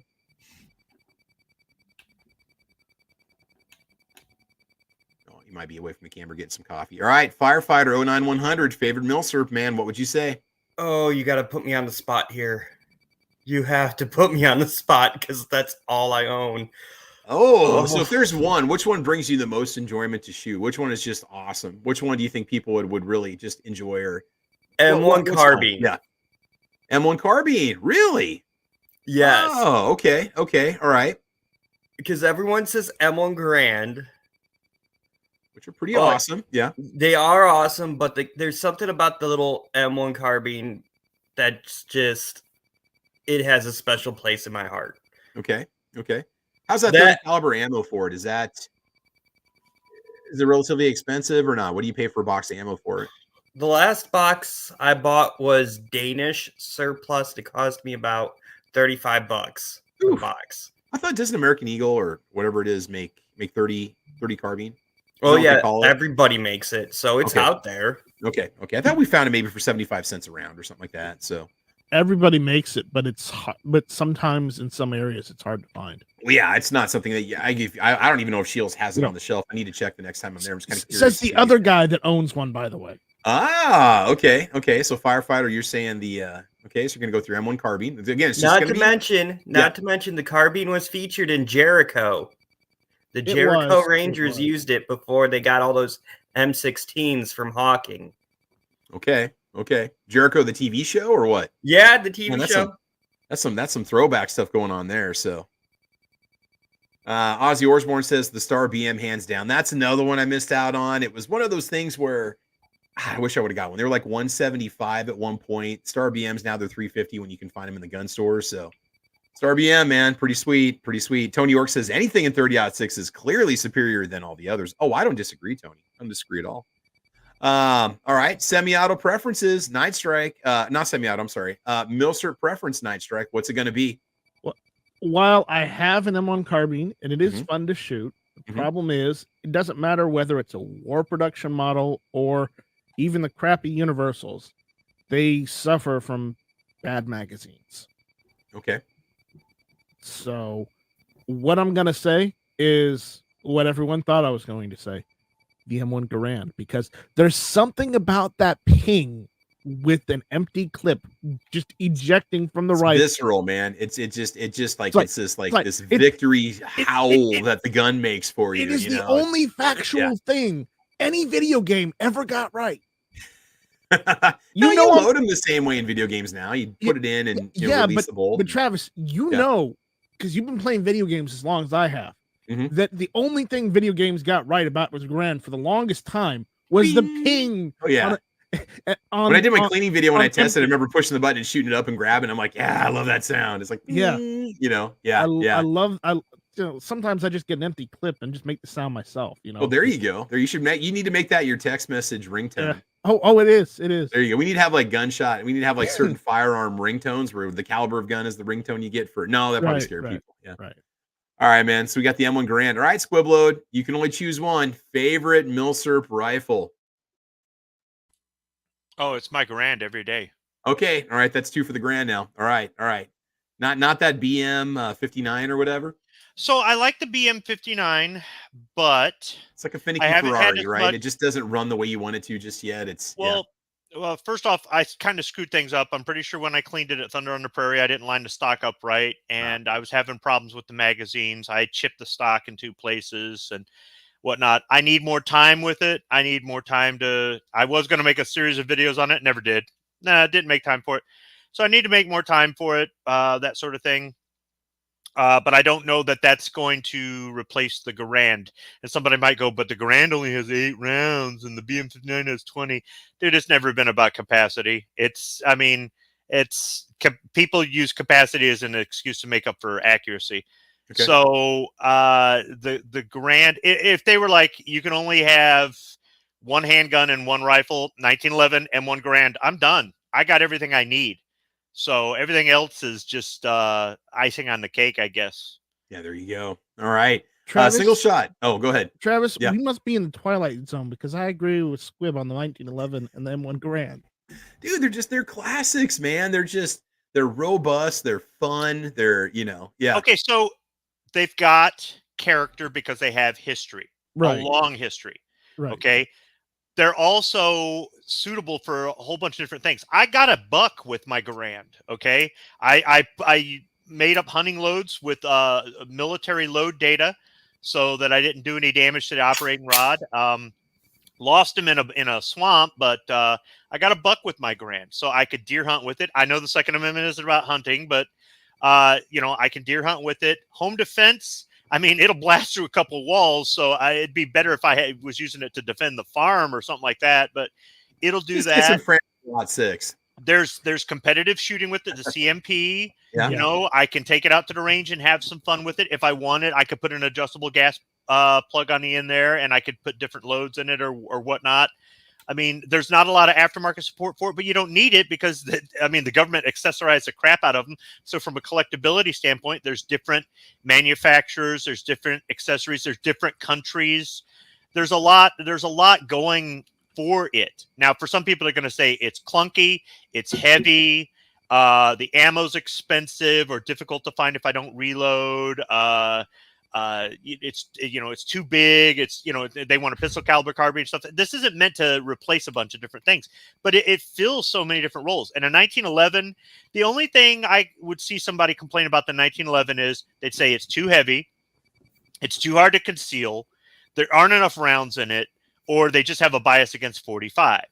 I mean, it's won world wars, but what do we know? Well, I've got 10-round magazines. I'm not unhappy with my 1911 right now. Come on, now, give some credit. It's but they're not for everybody. Honestly, I would say everybody, get an M1 Garand, but some people, I mean, the starting price on them is around $1,800, and I know you can get CMP, or you might be able to whatever, and okay, sure, but they're around $1,800 right then and there. It's just like what I was talking about at the beginning about the revolver prices, right? I'll pass, right? And then when you start looking into ammo, there's only right now, I think there's only 2 companies making ammo for it right now, and it's a market that somebody should tap, but people have their reasons, but otherwise though, if you don't reload, then it used to be back in the day you could buy surplus ammo cheap. I have surplus ammo for collecting. I have cans of this stuff I could shoot. No, I bought it to collect. But nowadays that stuff is dried up. So the reasons to own a Garand in the past, it was a lot, I guess, easier, more affordable, and a lot more people had them. But I think people started getting rid of them. Grandpa died, and they're like, I don't want this wood. End up in the auctions, and that sort of thing. So if you're lucky enough to come across one for a good deal, I'd say take it, but just understand what you're getting into. Accessories and parts are available, but if you don't reload your own ammo, you might not be too happy about. They only do it in batches, right? So that sort of thing. And with the 1911, okay. If you don't have the wrist strength or you're recoil sensitive, even though I don't really think it has any recoil. No, or it's heavy to hold it up there, but yeah. Or your driving factor when you get a handgun is capacity. Because for some people, that's the first thing on their list. Right. Then the 1911 isn't for you either. But I'd say if you know somebody who has one, at least go out there and shoot him. Just try him out. You might fall in love. Yeah. Real quick. Got to give a shout out to my mom there. Good morning, son. Cafe Bustelo in the house. She's making a Bustelo for breakfast today. Hello, everybody. Hello to everybody watching. Cold, 26 degrees here in Columbus, Nebraska. Hi, Mom. We got you beat. It's 29 here in Lincoln. Wishing everybody a great weekend. Be safe and enjoy. Go Big Red. Yes, Nebraska is playing today in football. So we're going to see what happens, but you're guaranteed to have a win if you watch my podcast. I'll say that right now. Travis? Yo. Tony asked earlier. I did respond in the text. Yeah, what is a BM59? Yeah, about a BM59, and I'm gonna say this because I've looked at getting one. It's just it's good mentioned before. Price point on the Garand is like $1,800. BM59 is like sometimes depending on which ones you get, it's twice that. Yeah, they're about 4,000 plus right now. Yeah. What has happened in the past is that different companies have made semi-auto BM59s and imported into the country. So not all BM59s are equal. Yeah. So they've BM59, BM59E, BM69, things like that. Some of them have real surplus parts on them. Some of them have fake parts on them. So they look Some cool. have repro parts. Yeah. So they might look cool, but they might not be functional, or they might look cool and be functional. So the one I got was built off of prints. I actually bought the blueprints for it with the gun.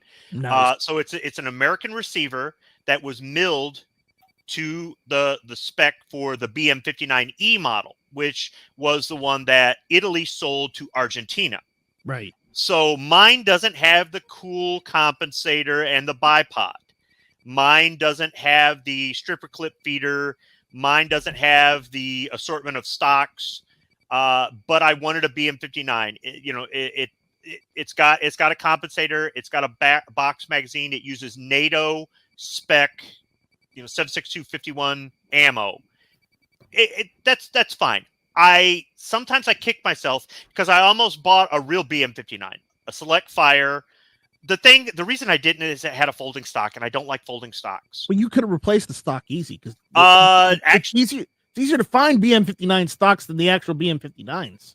I'd say it's the other way around. The E model stocks are out there, but to get, and even then, it's still, I was just like, And now I'm kind of like, man, maybe I should have just bought it because it wasn't that expensive, and it's, and the paperwork stuff, the thing would be setting somewhere in limbo while I'm waiting on the paperwork. I'm not worried about the ATF. We want to see your guns and all the other crap people talk about. You know how many millions of Americans have NFA items and nothing happens to them? Mhm. So, but I was like, yeah, I really don't want the folding stock. And, but then later I'm like, man, I should have probably got that. So I don't know. It would have been our first NFA item. I mean, I really like to get an SBR for the wife, but the one I've got is good enough. It really is. So if you see it, you'd be like, oh, you don't have this. Yeah, all right, I don't. But maybe at some point I do get one of the semi-auto ones that they're floating around up there. People own them. Mhm. They came in what, the 60s, 70s, 80s, 90s. Right. I mean, or maybe somebody starts making them again. Who knows? But I would say that your base model semi-auto that looks like the Select Fire Italian military version, you're going to be paying in excess of $4,000 for. So just be careful. Right. I wanted to mention this because, as Tony asked what it is, the BM-59 was like Italy's approach at the M14 because they were part of NATO in the late 50s, and they had an overwhelming surplus of Garands that they had kept from the United States during Lend-Lease and after the war. And also, they also had a bunch of Beretta-made M1 Garands. And what they did is they reconfigured a lot of the Garands they had or made new ones using some of the parts to make the BM-59. So Beretta or Breda, because there were two different companies making the Garand. Breda and Beretta. They bought the Winchester line, the assembly line, bought it, shipped it over. So they had American tooling as well as Italian tooling. They had American Garands, and then they made their own Garands. They actually exported some of them to, I believe it was Norway or Denmark. It was Denmark. They were Danish. So the Danish Garands are made in Italy with Italian, maybe some American parts. I've got a couple Danish stocks. That's about the only parts I have that are Danish. But they didn't want to adopt the M14. They wanted to go with the 7.6251 NATO that everybody was going with, so they made their own. The magazines aren't interchangeable with an M14 or anything else like that. It's kind of its own thing. And they did export some of these. They exported some of them to an African country. I can't remember which one. And like I said, later they did export some to Argentina. They had a couple different models. They had like the Mark 1, Mark 2, Mark 3, Mark 4. They had the E model.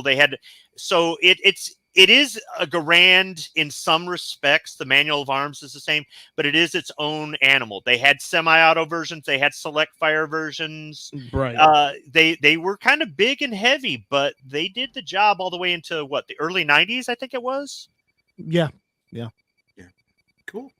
And moving on to single shot, what is your favorite Milsurp rifle?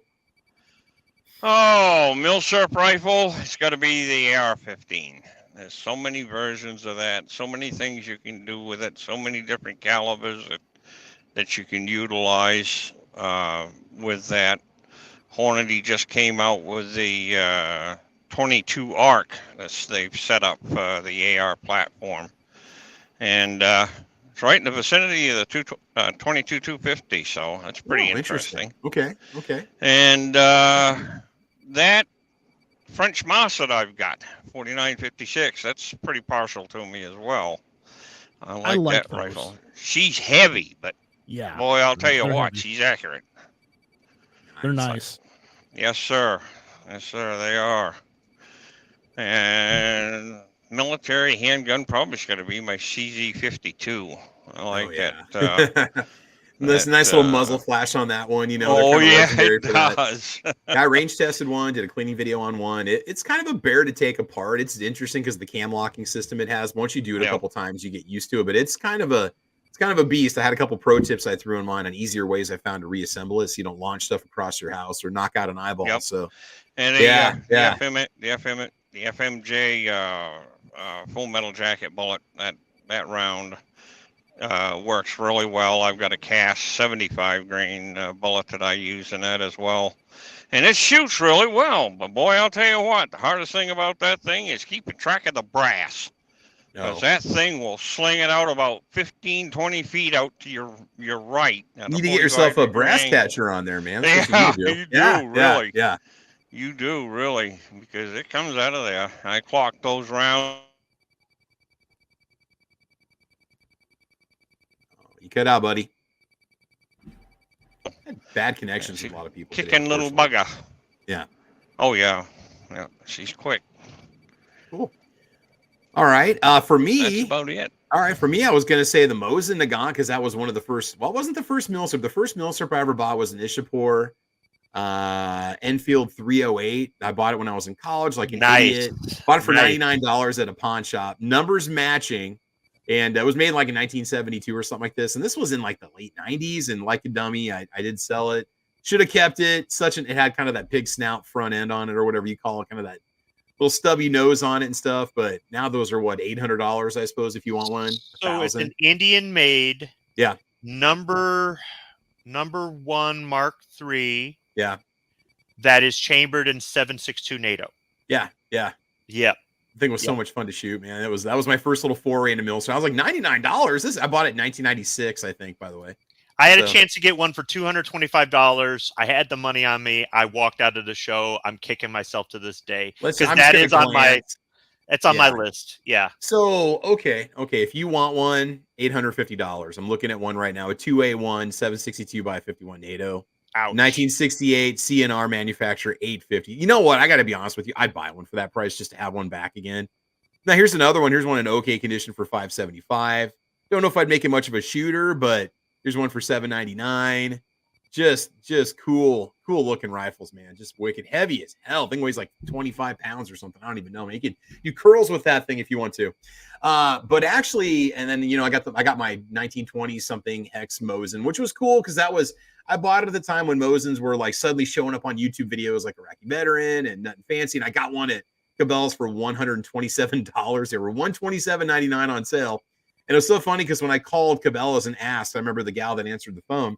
I said, well, I go, do you guys have any of those Mosins on sale? She goes, yeah, we got crates of them in the back. I said, well, there's one I'm looking for. She goes, you want a hex, don't you? I said, yes, I want a hex receiver. How'd you know? She goes, everybody wants a hex receiver when they call asking about these things. She goes, I'll go pull a good one for you. I said, all right. She found a nice one. It's been in my videos several times. It has not been retapped in the barrel, whatever we call it.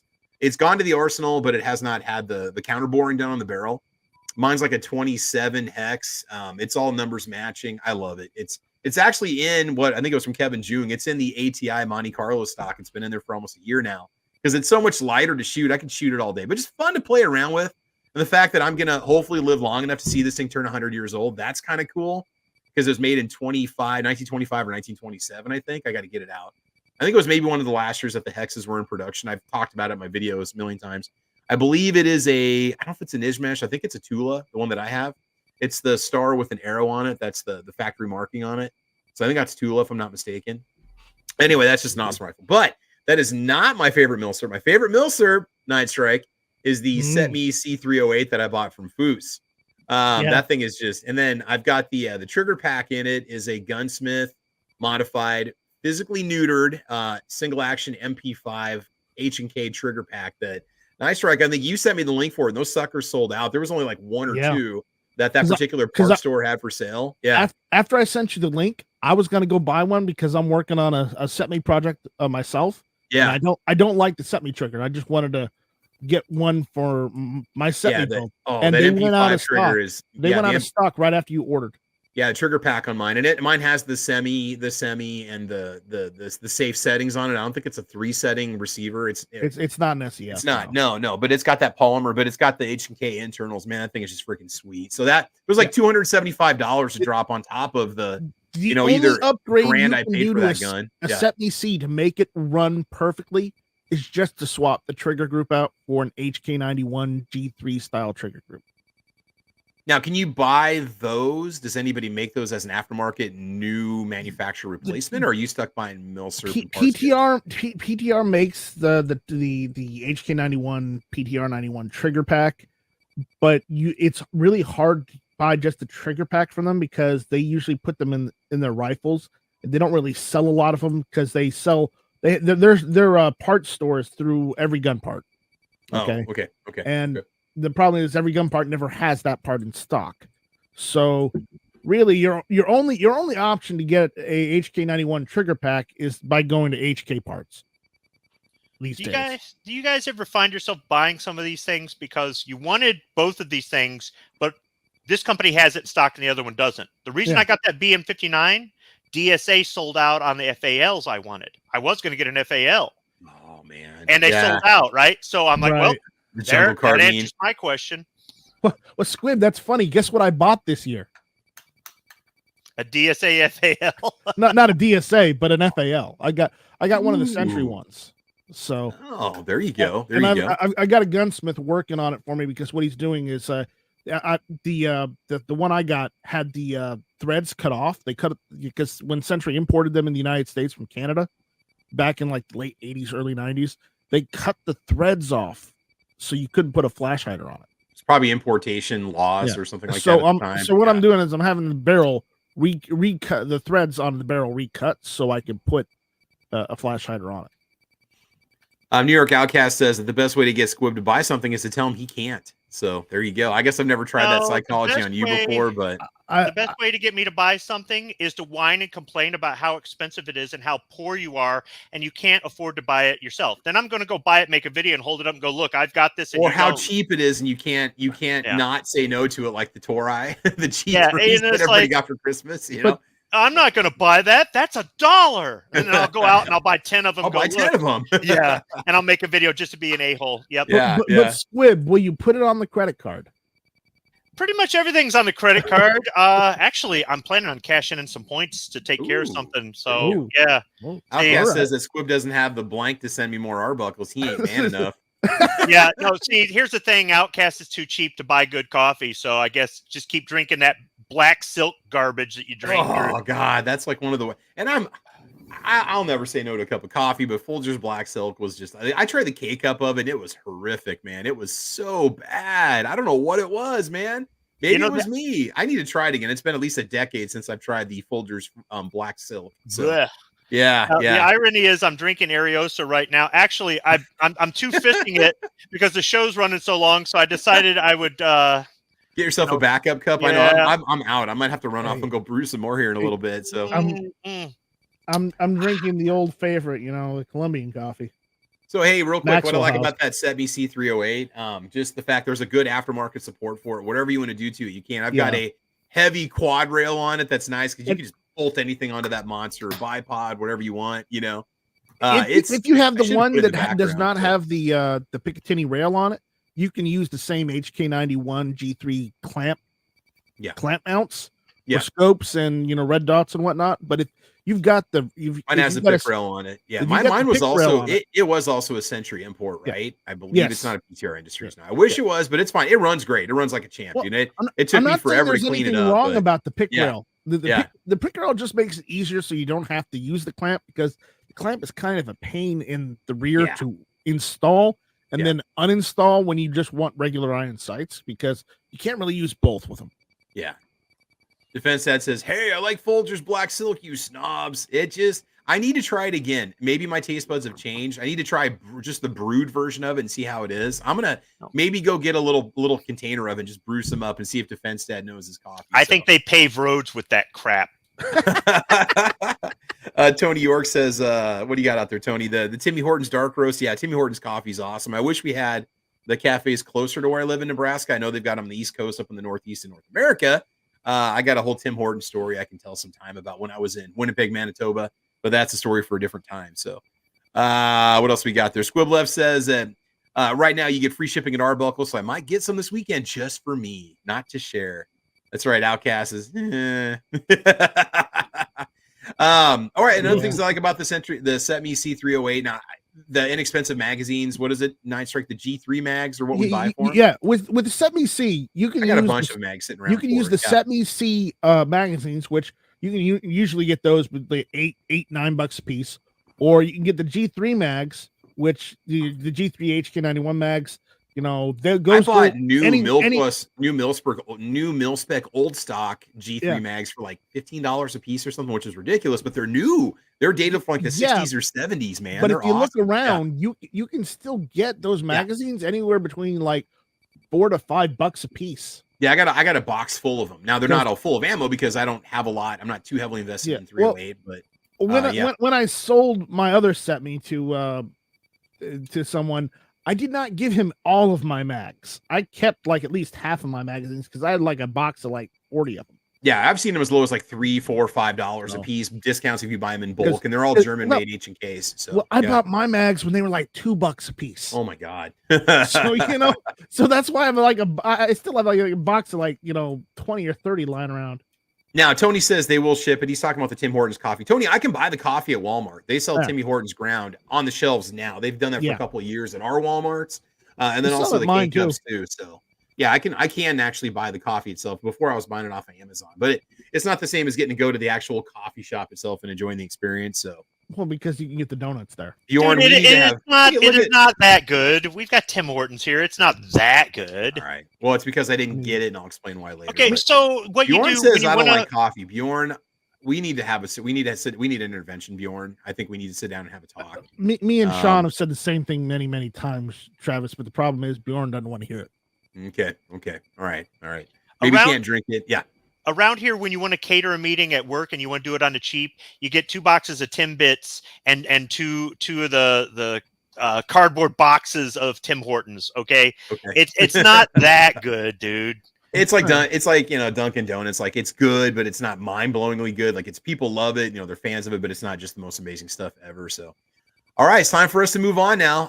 The next one's going to be your favorite. This is kind of a stretch here.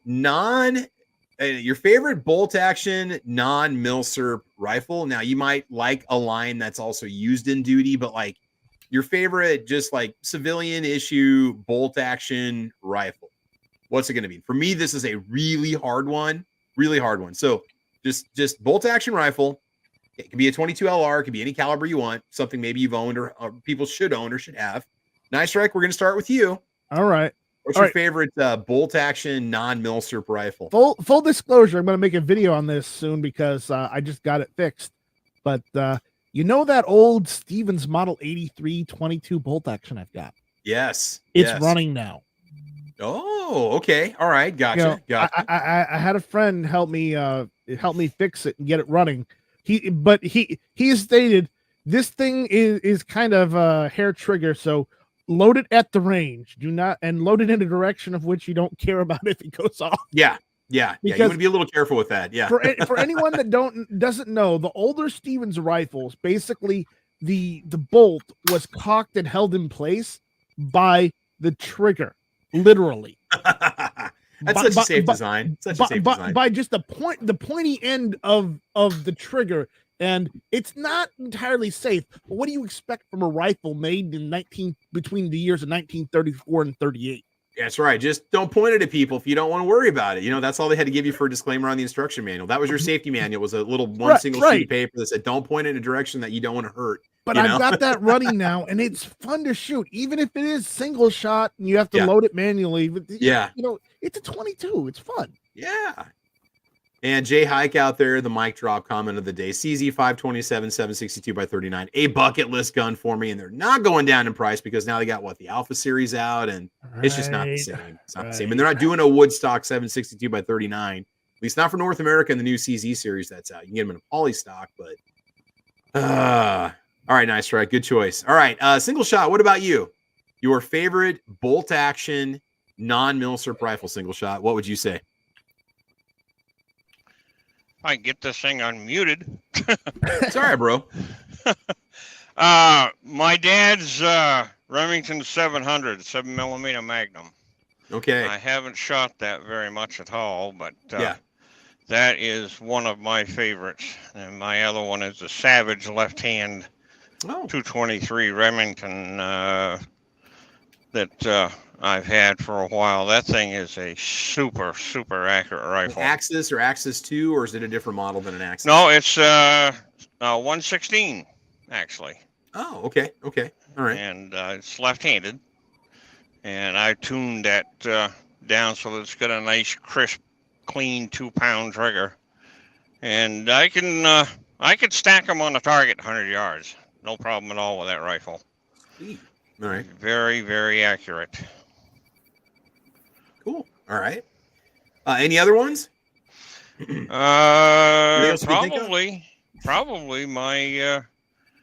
my 22 Magnum. I got a 640 KA Mossberg bolt action 22 mag. That was the very first rifle that I ever had to hunt with because my great grandfather gave that to me.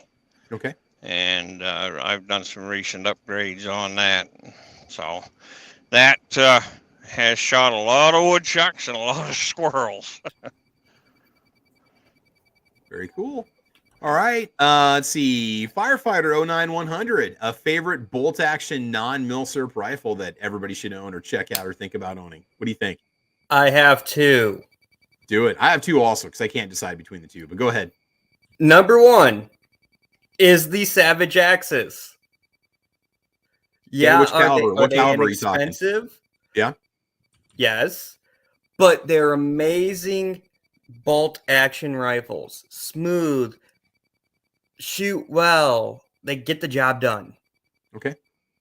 Number two is the Ruger American 16-inch barrel length and 450 Bushmaster. Oh, there you go. Yeah, man. Little mini cannon you got going on there. Yeah, my late hunting buddy bought one before he passed, and we went to go sight it in. With that freaking compensator they had on there, we broke the scope with the recoil. Nice. Oh, dang. All right, so there's a couple choices there. All right, Squibby, do you have a non-Milsurp bolt action rifle that you would recommend? That's a great one that everybody should look into. Wow. So used to have a 700 BDL once in the only caliber for a civilian bolt action rifle, 30-06 Springfield. Okay. And that thing was nice. I do like the 700 action. Does it have to be strictly bolt action? Yeah, it does. It does because It can't be select action. No, because we'll be going into select fire and or semi-auto here next. So okay, because my favorite bolt action is a bolt action that you can also fire semi-auto with. So, yeah. Okay. Select action, not select fire. It's select action. Okay. All right. If that doesn't count, then that is pretty cool, though. What is that exactly? What is it? That's a Springfield 87A. Okay. You can fire in semi-auto or bolt. That's awesome. Yep. That's a really neat. That's my favorite 22. If it was, does that change the trigger feel? Does it go to like a nice, like that? How does it change anything? Does it? I mean, I never noticed. Like a longer pull to go in semi-auto versus like a shorter pull does anything physically to the trigger charging mechanism or yeah. If it does, I couldn't tell you. Here's the thing: the way some of you guys shoot, you like pull back on the trigger till you hit the wall, and then you click, and then you release and you wait for the click. Dude, I wasn't taught like that. So the trigger pull, unless it's like gritty or it's got a really long pull and then it hits the wall, or it's a really hair trigger or something like that. Dude, a trigger pull is a trigger pull is a trigger pull. Oh man, you Milsurp guys don't know. Well, I can't say you don't know a good trigger, but yeah. All right. I'm not okay. Look, I've had guns where like you breathe on the trigger, it goes off. I don't want that. And I've had the ones where it feels like you're pushing through rust to get the thing back. And I've had the ones where it goes and then hits, right, and something like that. But other than that, it's like somebody at some point goes, I know what I'm going to do. I'm going to make a name for myself because I'm going to teach people how to let go and listen to it click. I wasn't taught that crap. So that means nothing. It's like, dude, I just let go as soon as I pull the trigger. It's like nothing. Yeah. So I don't know if it changes it, but I'm not a 22 guy. This is my favorite 22. It's a tube-fed magazine. It's got simple sights. Yeah. It's just a squirrel rifle, and I like it. I really do. They went out of production before I was born, but they're out there. There's a Sears and Roebuck version of it. A couple different models out there, but that would be my favorite bolt action if that one qualifies because it's select action. Yeah. Other than that, I've messed around with a couple different hunting rifles that they're newer, and I just don't see one with everything on it. Like this one's got a really smooth bolt, but they don't offer it in the caliber I want. Or this one's drilled and tapped for a scope, but the action on it's crap. Or this one, it's got the right barrel length, but they don't have a muzzle device option or a fluted barrel option or a stainless steel barrel. I haven't seen somebody with one that has everything on it. Honestly, like how hard is it to make one that is optic ready but comes with iron sights?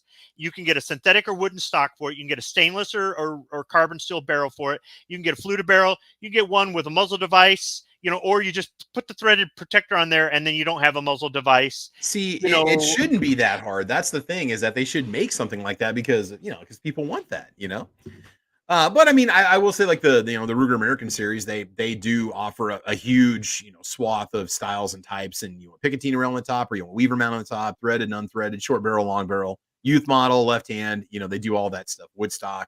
I don't like that there's only a few of them out there that have iron sights that you either already have a scope mount on it, or you can take it to a gunsmith and have it drilled and tapped. I think they should all come with iron sights, period. If you've got a hunting rifle that doesn't come with iron sights, right away I'm there going, I don't know about this thing. Now you put a scope on it and that thing will just take you here all day long, right? Yeah. But it's just it's like buying a car and they go, oh yeah, there's no seats in it. You got to figure that out. I mean, this is something that should come with every gun. It just should. And that's probably my biggest criticism of the one of the ones I'm going to talk about is the lack of iron sights, which drives me nuts. But there was an option at one point, but not anymore. So yeah. The only gun that I've got that doesn't have iron sights built into it is my 450 Bushmaster AR, and it's really tough to fit those on there with the scope I've got. So I'm kind of screwed. But even if I decided as a gun owner to take the sights off, I just think they should all come with sights. I don't think it should be mandated. It shouldn't be a law, or if there is any gun. No, there should be ATF regulations that say for the safe operation of this gun, you must have iron sights already installed on it before you. Yeah, but I just grandfather everybody in and then make it a requirement. Yeah, I just don't get. It's like I had somebody try to sell me a bolt action Mossberg 20 gauge shotgun once, and I'm going, there's not even a bead on the front, and he goes, oh no, but it's drilled and tapped. So I got to buy a mounts and a scope afterward to make this thing run. That's like, okay, here's the car, but it ain't got a gas tank. There's no upper, there's no intake manifold on it. Just go find something to bolt on it. So just push there's no muffler or no driver's seat, but it'll start. All right, so for me, I've got three. The first of my favorite bolt action rifles. I've been thinking about buying one of these. Is a Winchester Model 52D, I think is what it was called. It's what I shot when I was on the UNL rifle team. It's a very heavy bull barrel target rifle, has all the hookups on it so you can wear the appropriate straps and shooting jacket. Heavy bull barrel. Thing was super heavy, but so smooth to shoot. Awesome gun. And then it was a single shot model. It did not have a magazine. It was a single round each time. We also had Anschutz rifles, but actually enjoyed shooting the Winchester instead. It just fit me better. The second rifle, I think everybody should have, just a good, nice, reliable, just fairly inexpensive bolt action rifle that I think just makes a good gun in general. I've just got a basic Ruger American Standard in 308. You can get it in .6 if you want to. You can get it in like 10 different calibers. And I think I paid like $349 for it. I've got a good scope on the top of it. For around $550, you can have a nice, solid bolt action rifle, just black synthetic stock, carbon barrel, shoots 1-inch groups all day, sub 1-inch groups all day. I recently took it out last year after not shooting it for almost 2 years. Last time I shot it was when I developed my hand loads for it. Took my hand loads with me out there. It took me 1 to 2 shots to bring it back to zero. It'd been in my safe for years, and it's just ready to go. It's a good all-around rifle. I like it better than the Mossberg Patriot series. I had a Patriot in 6.5 Creedmoor. Wasn't as impressed with the finish and the fit on it. Again, not ripping on you if you have a Mossberg Patriot, but I prefer the Ruger Americans better. Just a little bit more robust, a little more expensive. And then also the Ruger American Ranch series. Again, I've talked about this a billion times. I've made videos on it. My Ranch series gun in 7.62x39 was kind of a poor man's alternative to the CZ527. Bought mine for like $400 or $425. Does not have iron sights on it. Now, Nodak Spud, when Nodak Spud was still operating, maybe they're up and running now, before they got bought out by PSA, they made iron sights for it. I'm kicking myself for not buying them. The thing is that with the rear iron sight, I think with the rear iron sight on there, I wouldn't have been able to run an optic on it.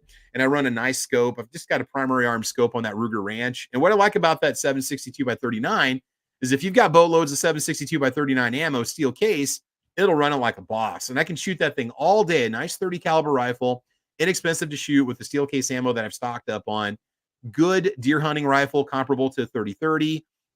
Just fun to shoot, man. It's got the threaded muzzle on the front. I could put a suppressor on there if I wanted to. You can actually, I don't know if they still do it or not, but you can get a magazine well from Ruger for the 223-556 Ruger American. You can swap out the magazine with the 7.62 by 39 rifle, and that will let you use AR-47 magazines in the Ruger Ranch. So you're not stuck using the Mini 30 mags, which are way more expensive. I've only got 4 magazines for my Ruger Ranch. I've got the couple 5-rounders and then 2 of the 20-rounders that are Mini 30 mags. The only bad thing about it, the actions are not smooth at all. It's taken mine many rounds to really break in and smooth out. You might be able to do some work with some abrasive grit or whatever in the receiver and polish it up a little bit. Mine's been polished by use. So those are definitely the ones I would go with for bolt action rifles. Just good rifles all around. And I'm not just completely brand heavy. I'd love to have a Browning bolt action rifle or other brands of Tikka. Maybe thinking about buying a Tikka at some point. I'd like to get one in 6.5 Creedmoor. Not sure which route I want to go yet, but just get a nice long distance rig, which is what I could do with the Tikka. So anyway, that's kind of what I'm looking at right now. What else do we have here? Oh, I'm starting to sneeze. Hang on a second here, guys. Travis is getting cold. No, I just got to sneeze real quick. Hold on.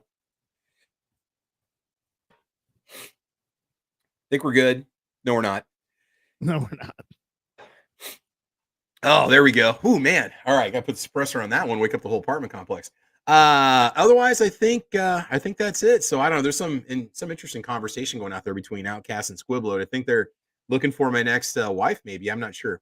Now it's time to move on. So no, trust me, you don't want. No, you don't. All right. So next favorite semi-auto rifle, but it can't be one that you've already mentioned. All right, we're gonna go non-AK favorite semi-auto rifle. I don't even know where I'm going with this one. So we're just going to kind of throw it out there. Maybe there's a certain brand that you enjoy or a certain caliber you enjoy. So Night Strike, your favorite semi-auto rifle, non-AK, and it can't be one that you've already mentioned. Kind of pushing us in the AR-15 arena, PCCs and stuff like that. Or I guess it can be a caliber carbine. You kind of are, because a lot of my rifles are like Milsurp, and yeah. You know what? I'm gonna go. I'm gonna go this way, and you can disqualify if you want. I don't care. I honestly don't care. I'm gonna say my Polytech M14. Oh, there you go. Okay. Because it's basically just an M1A made by China. That's it. How has it been for you? Has it been pretty reliable? Is it good? Yes, it's wonderful. Is the problem I have with. I got cheap mags for it, and I should have gotten the Checkmate mags in the first place, and I eventually went and purchased them anyways. Buy once, cry once, baby. You got to do it the right way the first time. So the problem is when the magazines are like $45 a piece, Yeah. So yeah, it's just if you get an M1A or even like a Polytech M14, just remember to get decent mags for it. Don't cheap out on your magazines. Okay. Oh, that's true on so many different. At a minimum, you'd want maybe Mekgar if they make them for that gun, or something like what you're talking about is much more specialized. But what I did find is I did find some rather inexpensive. They're like $24. Taiwan M14 magazines that run remarkably well. Okay. So you might want to look into those if you have an M1A and you want some remotely reasonably priced magazines. Sounds good. All right. Let's see. Single shot. What about you? Favorite semi-auto rifle that you have not mentioned yet? I guess you could delve back into Milsurp if you want to, but it can't be an AK. So what would you say? Oh, excuse me. I like my Remington 740. Okay. That seems to be a pretty decent rifle there so far. I've got a lot of work I've got to do to it, but I bought a few extra mags, and that's in the 30-06 caliber. Okay. So I went to Boyd's and picked up a set of laminated wood stock, 4-ended stock for it. I got to do some shaping on that. Get that to so it's a Woodsmaster model, is that right? Woodsmaster? Yeah. Remington 740. Those are nice looking guns, dude. Yep. Yeah. They are. she's an oldie but a goodie. So we're working on that one. That's about it for that Rough category, man. Yeah. category. Yeah. Like I say, I do like my ARs. Those Oh, yeah. things, I've had a lot of fun with so far. Very cool. All right.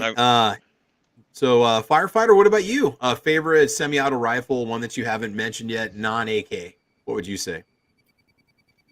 Ruger 1022. Ooh. Okay. All right. Yeah. You have a takedown model? Do you have a special one at all? Or I do you have a the modified standard one, and I did name it. I named it Lassie. light blonde wood or what? Oh yeah. It's got She's your really, lassie. Yeah. yeah. But it's never failed me yet. What's that, Lassie? Firefighter fell down a well? Well, we better call the authorities. Joke's on you. I'm rope rescue certified. Well, used to be. I remember watching a Nickelodeon when I was a kid, man. Yep. That's a good one. Yeah. Nice. All right. And Squibby, what about you? What would you say? It's got to be a rifle you haven't mentioned yet. Non-AK favorite semi-auto rifle in your collection. Why has it got to be a non-AK first off?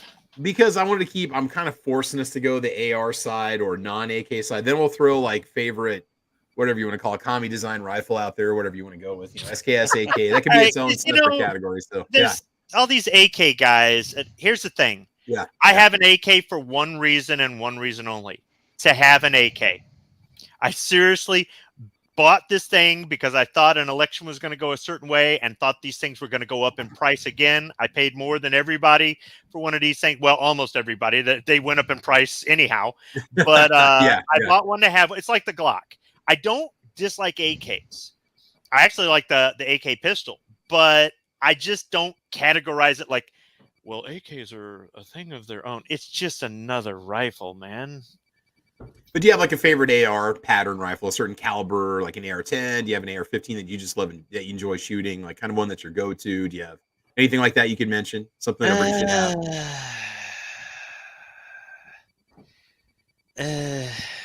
I mean, I mean, I got an AR. Like for the Milsurp kind of thing, like it's set up just like my service rifle. I got an AR for deer hunting. I got an AR that is like my range toy plinker. I don't care if it gets dropped and scratched or I got an AR for I mean just because it was on sale, you know. Not real. I mean, I did buy one. I bought a plastic one.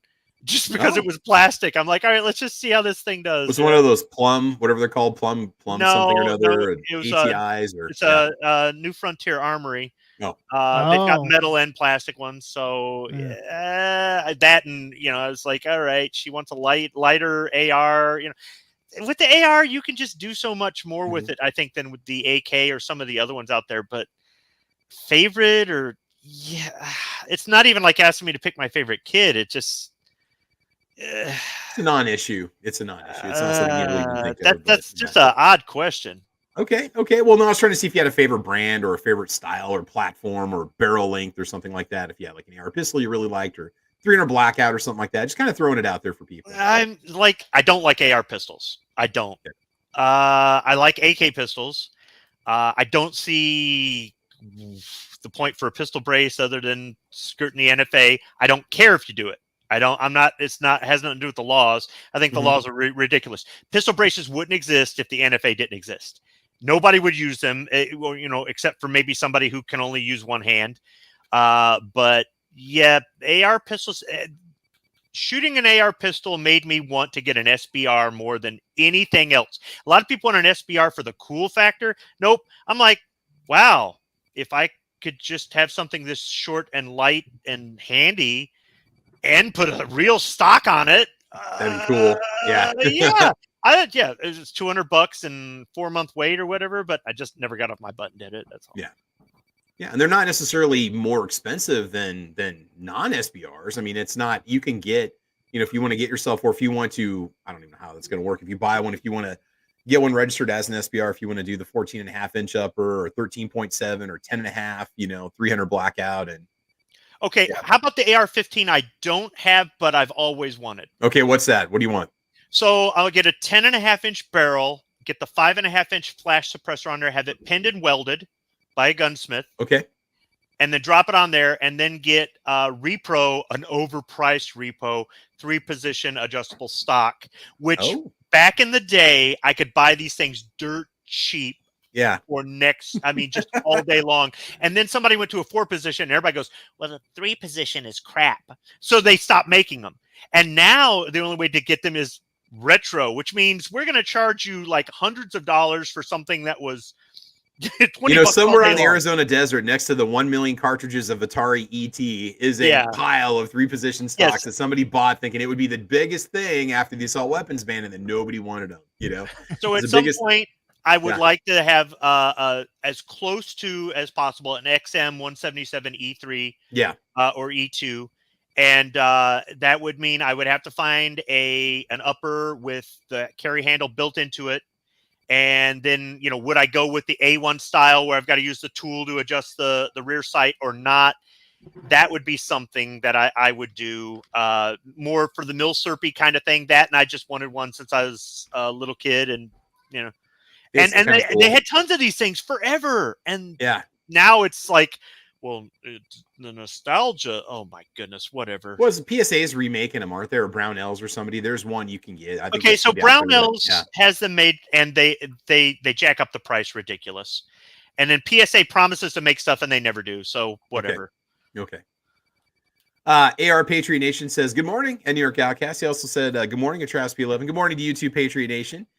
For me, this is kind of a tricky one because I've got several ARs and stuff, and I've got some I really enjoy the Midland gas system, PSA, just basic AR-15. It's just really comfortable to shoot.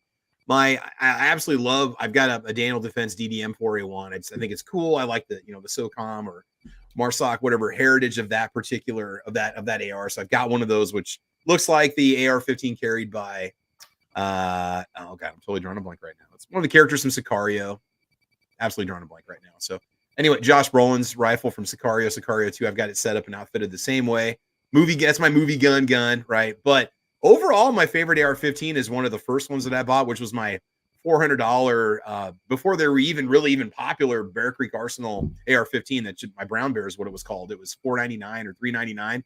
It was kind of my testing mule for the channel. I put all kinds of different accessories on and played around with it. Ran a bunch of different optics on it, learned how to swap furniture, learned how to do gun maintenance on that gun. And it's got thousands of rounds through it, and most of it's steel case, and it just runs like a boss, man. That was Travis's Wish.com rifle. That basically, yeah, pretty much. I mean, that's where I got the Magpul furniture to test it on there from Wish.com. And, it's a good gun. And I love the trigger. It's a mil-spec trigger, but it's so broken in. You just know when it's going to break. It's just, I'm so comfortable in that gun. And I'm still running a Vortex, I don't know, whatever it's called. It's not a Crossfire 2. Vortex something 2 red dot on it that I bought from it was a Tac Daddy video that sold me on the red dot. And then Rocky Veteran did a Strike Fire 2 is what I have for the optic on the top of it. And I'm still running it. I've had that Strike Fire 2 for almost 10 years now at this point, and that thing just runs. I think I've only swapped the battery on it twice now since I first bought it. Good gun, man. Great gun. It was a fun one to learn how to shoot on. It wasn't my first AR-15. My first one was actually a DPMS Oracle. That was one of the least expensive AR-15s I could get after the assault weapons ban sunsetted. I bought it shortly after. And then there was another mass shooting, and then ammo just disappeared and prices skyrocketed. So I didn't do much with it. Had a couple PMags full, and that was it. Some flip up sights and an iron sight on it. But that was a good one for me. So that was definitely my favorite, just that inexpensive Bear Creek. And I know, I've got some Bear Creek, sponsorship and stuff that I do and things like that. But that's just been a good one. And I was shooting that thing years before they reached out to me to test their uppers. So I'm probably going to go with that right now. So that's definitely going to be it. Okay, and the next one, Squibliv says, I'm not going to say what he's saying. But, all right, so the last one's going to be favorite, say, SKS or Commu rifle or AK-47. So Nice Strike, I need to disappear for a second, but I want you to talk about your favorite AK-47 because I already know what you're going to say about it and how my AK-47 is so wrong. So go ahead, Nice Strike, take it away. Favorite AKS? I wouldn't say that, but my favorite AK, see, I've got a lot of Commu rifles, so my first AK was Foos's AK, one of his. But my favorite so far in my collection right now would have to be my Norinco NHM 91 that I've gotten an RPK configuration, just because it looks like an RPK. It doesn't function like one, obviously, because it's semi-auto, but it's just cool to have like an RPK style AK, honestly. 40 all the AKs I've got, aside from the shotgun I've got, are all in the 47 variant 7.62x39. They're not 74, because I cannot find for the life of me 7 and 6. So there's just no point for me having a 74 right now. But yeah, that's the one I like. Again, as I said, I've got a AK variant shotgun as well, which is 12 gauge, but that's not a rifle. So, I mean, I've got an SKS. I got a Mosin. Everybody's got a Mosin these days. So, anyways, since Travis isn't here, does anybody else want to go? Anyone at all? Norinco SKS. I thought we were talking AKs. We are talking. Well, AKs or SKSs. So sorry, Okay. I had to take a All right. P11P break. So all right, go ahead. Okay. I'm good. I went. Are you already. still talking? Or are you talking about the one that's in spec and my gun's out of spec? You're the one that takes the No, chopped up Croatian mags that just and mine doesn't. We're not talking about the three video dremeling of Croatian mags in Foos's AK. We're not talking about that. Oh yeah. No. Oh yeah. I said my favorite AK would have to be my NHM 91 RPK.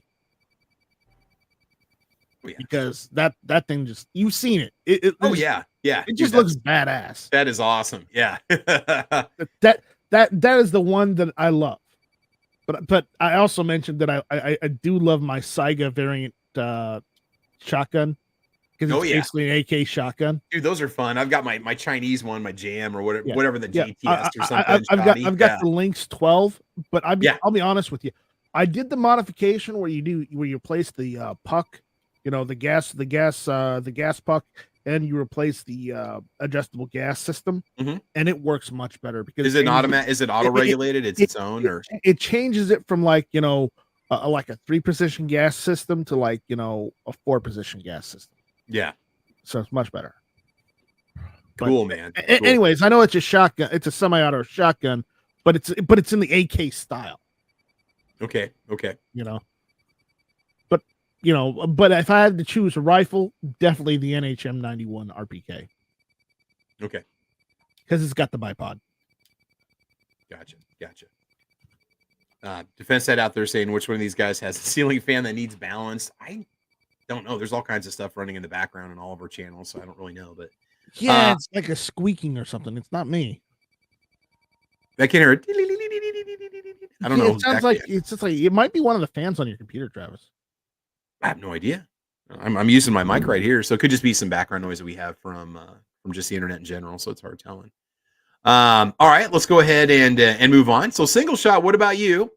Do you have an AK or an SKS that you just enjoy shooting, or some sort of a commie gun or something like that? Anything you can think of that's like non-AR-15 semi-auto? Oh yeah. I'm kind of talking to that arena. Yeah. I've got a full. Here, I got just your mic, buddy. Is your mic down in front of your face? Here. I moved it up out of the way. There you go. All right, go ahead, man. Yeah. My SKS Russian. That thing is complete. Ooh, Russian. She's nice. It's got a beautiful wood stock on that thing. So and it's a shooter. That thing is very accurate as well. Yeah, those are awesome. So, I got to shoot one. Stan SS Pond loaned me his, and it was freaking amazing. I think it was Tula. Yeah. Tula. Yeah. And those are, let's just throw a number, probably 1,200, 1,500 for one these days. I'm getting at least 1,000 these days if you want one. So yeah. I won't mention what I paid for that one then. Oh yeah. Nah, there could be sensitive ears listening right now. So you want to make sure that isn't. You paid like $150, $200 for it, right? Probably. Yeah. She's fully equipped. Nice. And I haven't shot it a lot. I lobe for it. I like that little Sierra 110 grain plinker that they use in the 30 carbine ammunition, and it shoots very well with that. It's very accurate with that. That would be the only one in my collection on that. Yeah. All right, and let's see, Firefighter 9100, favorite non-AR semi-auto rifle, or I guess PCC maybe that you're running right now that you enjoy. You have a favorite AK or an SKS or something like that? It would be my Kami gun. That's not an AK. It would be my Norinco SKS. Okay.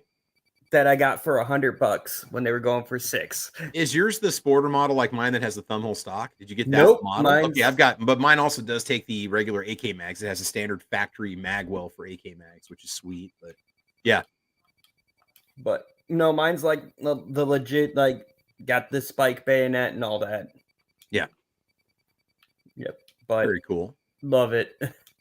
And again, I don't know about maybe our Yugo AKs or just AKs or SKSs in general, maybe going down a little bit or not. They don't really seem to be pushing up. They're pretty much stuck at like between the $400 and $600 price point. Yeah, it's like I haven't seen them like double like we've seen on a lot of other guns in the last couple of years. Maybe they're just kind of at a saturation point where they're just kind of sitting and people aren't buying them at this point because priorities, I think it's because everybody remembers how much they were back in the day. Yeah. Or a good majority do.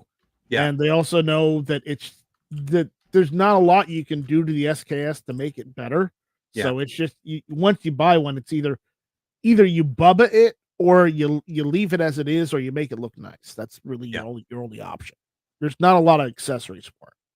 Yeah, Russian SKSs are pushing $1,200 right now over on Gun Broker. Just to let you guys know, a couple of them are starting at $1,500. Some of these CAI ones start at $1,300. That's before they institute this outdoor pay and they raise all the fees to 5%. Oh God, yeah, no doubt. Yeah. The good news is you can get one for $1,000 if you want to. I'm looking right now, so just to let you know if you want to get yourself. I'd rather have SKS, my Chinese SKS. No, I got an Norinco Sporter, factory Sporter is what I have. But yeah, you have a factory Sporter. I got a military surplus. Yeah. I had one of the Chinese issued ones, and that shot nearly as good as my Russian. Very nice. Very nice. I think probably accuracy, they're probably going to be all pretty comparable when you think about it, just because of the manufacturing and how close they are and stuff. But yeah, depends on how shot out it is. Defense Dad says, Travis and Squib will be proud of me. I'm on my way to Bagels and Joe's for a bougie coffee and a breakfast before I go to work. We had to have a coffee intervention with Defense Dad because we're trying to tell him that you've got to develop a palate for really good coffee. You have to learn to appreciate like what to look for. We're not going to make it a coffee chat, but Defense Dad, we're proud of you. You put the cup of black silk down and you're going to go pick up a cup of real good coffee. So dude, go over to, what do you say? Metalark. Is that right? Go to Metalark Coffee Shop in Lincoln and you got the good stuff there, man. You got that high-end Estancia Reserva stuff that everybody should have every morning. So, and here I am drinking Trader Joe's Colombian roast today because it's really good. It's really good. I love that stuff. So I'm drinking Maxwell House Colombian. So I should go light up an espresso right now. It sounds so good. All right. So let's go ahead and continue. What else do we have here? Squib, so did we kind of bypass you? You said you got the AK just because, but do you have an SKS? I guess I've never asked you. The first gun I ever bought was an SKS. I actually owned 3 of them. Okay. Yeah, I traded them in. They're junk. Okay. They're garbage.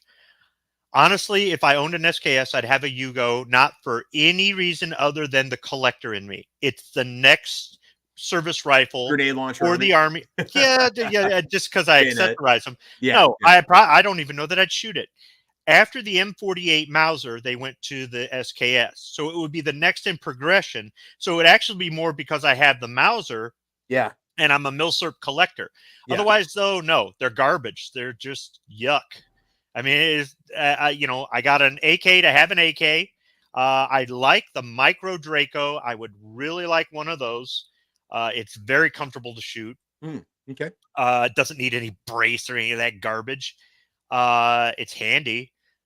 But if I had to pick a Kami rifle, it'd probably be a Mosin. But that's because it has more character. I mean, it kicks like a mule, but they're fun to shoot. They're just just the heritage thing, and you're shooting something that That's a direct link to something some soldier shot 80 years ago, 90 years ago in combat. That experience, you're like, wow, that's what it was like. Ow. An You know? Yeah. SVT 40 would be kind of cool to own. Yeah, yeah. But they're rare and just But the Mosin, I mean, it's still used today. I wouldn't mind bagging a deer with one, but yeah, I don't.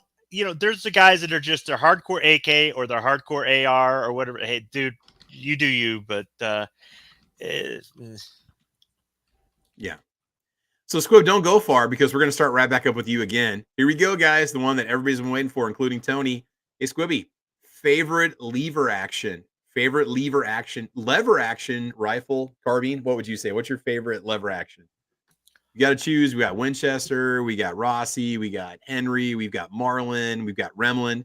What would you say, man? What's your favorite lever gun? Remlin? Well, yeah, the Remington era Marlins, the Remlins. What would you say? They're not bad guns, right? But yeah, go ahead. What's your favorite lever action out of all the lever actions that you own? You got like 50 of them, so. Yeah, I do. No, we're kidding, of course, but yeah, which one is it? I mean, for modern, Henry is really all I'll ever need. But yeah, I almost bought an original Henry back in January. I was like, it's a little pricey, but it's an original. I can't get ammunition for it, but it's an original. Oh. Makes a wonderful museum piece someday. It'll go to the Squibload collection in your local historical museum. You get your own wing. Yeah. I was at a gun show where I saw more original Henrys than I've ever seen in my life. And I mean, they really wasn't unreasonable. I mean, you could pick up one for about 25. Okay. And I was like, I'd have to finance it, obviously. But it's like,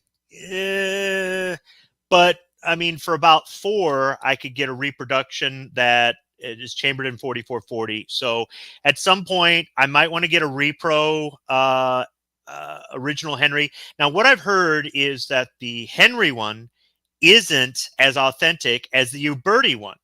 It's like, wow, really? Because the Uberti one, I think, is 2, and the Henry one, I think, is 4. Okay. And the Henry one's going to have the support and the warranty and all that, and it's made in America. If I really had if I really wanted to play with disposable income or just be a jerk, buy both of them and do a side-by-side comparison. Oh yeah, the Uberti is Italian made, right? Is that right? Yes. Yeah. I don't make money off YouTube, so you're not going to see me doing that. But I've heard that the Italian clone is more historically accurate, and I can't remember why. But yeah, I don't know that I would. There's so many original lever guns, 19th century ones that are out there for sale. You can go to some of these antique shows and you'll see, 73s, just tables of them, right? I mean, they're just so. Some of the reproductions are pretty pricey, but yeah, I think I'll just stick to my big boy. It's a deer killer, and that's really the only reason I got it. With the lever actions, if you're looking to hunt, it fits within so many state laws. I mean, I can pretty much use it anywhere. That's just it. Is your standard lever 30, 30, 50 state compliant? Because it's like the one gun that hasn't really been regulated like everything else out there in terms of magazine capacity and No, it isn't. I can't use a 30-30 here to hunt. No, I've got to go 2 hours north to use it. Not hunting, just to own. To own. Well, yes, to own. Okay. I think you could own all the. I'm just saying 50. That's why I like the lever guns. Is it's a nice sure investment to a point, but still, yeah, very cool. Bjorn just says, put on your credit card, Squid. Put on your credit card. All right. For a $25,000 rifle, I'm going to take out a loan. Yeah. Oh, you said finance. I thought you meant 2,500. No, 25,000 to 35,000 for an original Henry, and the credit union this year never a Henry for Christmas. The credit union is 20 minutes away from the gun show, and all I got to do is walk in there and go, "I want a loan," and I walk out with a check to say not to exceed. God. I almost did it, dude. I almost did it. So yeah. Dang. Yeah. All right. Okay. Let's see. Firefighter 09100, favorite lever gun. What would you say? Sorry, lever gun. Let me translate that for you. Lever gun. Yeah, I was gonna be like, wait, when I did spelled that to annoy people. That's the only reason why. Yankee get in here? Yeah, exactly. Exactly, right? Yeah. It's kind of why I say it that way, but yep. As an homage. I would have a have to favorite? say my favorite lever gun is anything made by Henry. Okay. Yeah, like every time I've shot a Henry lever gun, I've always walked away from with it with a smile on my face. So there you go, man. Very nice. Very nice. So the Henry for you. Okay. All right. And Nice Strike, what about you? Favorite lever gun? I'm gonna have to go with the old favorite, the Winchester 94. Oh, there you go. Oh yeah, you can't go wrong with that. Oh, you can't. You really Very can't. cool. Honestly. Very cool. Defense Side out there says favorite lever guns, anything in 357. That's what I really would like to get. I did get a chance to hold one of the Rossi lever guns that are out now. They've got two, if I'm not mistaken, like a 20-inch barrel, maybe like a shorter barrel, like a 16. But they have those in, I want to say 357 mag. And but they were like $850. And I actually turned around the same week that I saw that in Shields. I just about bought one of those because I'm getting tired of trying to find a Marlin 336 Classic that's not $300 or $400 over MSRP. Although now I think I just found one on Gun.Deals, but I was getting tired of waiting. So after like 6-7 months of waiting, I just decided to buy a 336 myself. But yeah, Nice Strike, good choice. Yeah. All right, and I want to make one clear distinction. Yeah, go ahead. The pre-64 94s, not the post. Okay. What was the change? Safety or something, or what? They skimped on quality. Oh. Okay, gotcha. The good news is that, a lot of these are still available as new production rifles too, which is nice. You can still get that classic design, and they're still out there for you to find where you don't have to pay those, those prices. But yeah. Let's see. Tony's calling me a wuss, I think, because I wanted the 357. No, I get the 44 mag. I just don't know if they do the Rossi in a 44 mag. I thought it was 357 only. So the new Rossi lever guns that just came out. Yeah, Tony says that, but I've shot one of Tony's 44 mag rifles. I've also shot his 4570 rifle lever action. Those are nice too. I don't know what brand that one was specifically, but it was nice to shoot. It's just 4570 kicks. It just kicks. Oh yeah. Jay Hike says Ruger 94 and 357 coming spring of 2025. Oh man, I haven't really looked to see what's coming out for for fall guns. I usually do like a fall gun report, like a new gun report, see what's out there, and haven't really taken a look to see what's going on. I haven't had much of a chance to get out there. So Tony York says Marlin. It was the Marlin. Okay, all right. Yep. I wasn't sure, Tony, so I wasn't gonna guess on that one. He does online. Oh, Online Outfitters does have the Marlin 336 Classic in stock for $11.99. Of course you would. Why wouldn't you? Well, of course that's before shipping and before tax and before transfer fee, which is which is another $100 or so. Yeah, so about $1,300. But I just decided to.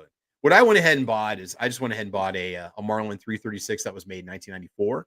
So it was a Marlin production, not a. It was a pre-Freedom Group rifle. Beautiful rifle. It's an amazing shape, and I paid $735 for it, which I thought was pretty fair. It's high for a 336, but if I was checking online, that gun would easily fetch $800 to $1,000 if you just look at what the prices are. Plus, I was able to look at it, check it out, inspect the bore. Everything on it just magnificent, man. That's my baby. I do have a Vortex Crossfire 2 scope on it, 3 to 9x40, and it's ready to go. It's ready to go. It's a nice 0 to 200 yard deer rifle, basically. Single shot. What about you? Favorite lever gun, favorite lever action rifle. What would you say? Well, I got two of them. I got a Henry 22 long rifle that I got from my dad. That thing is a really nice little lever action.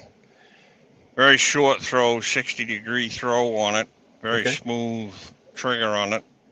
Okay. And it's quite accurate. The other one is one that not a lot of people see in a Winchester 94.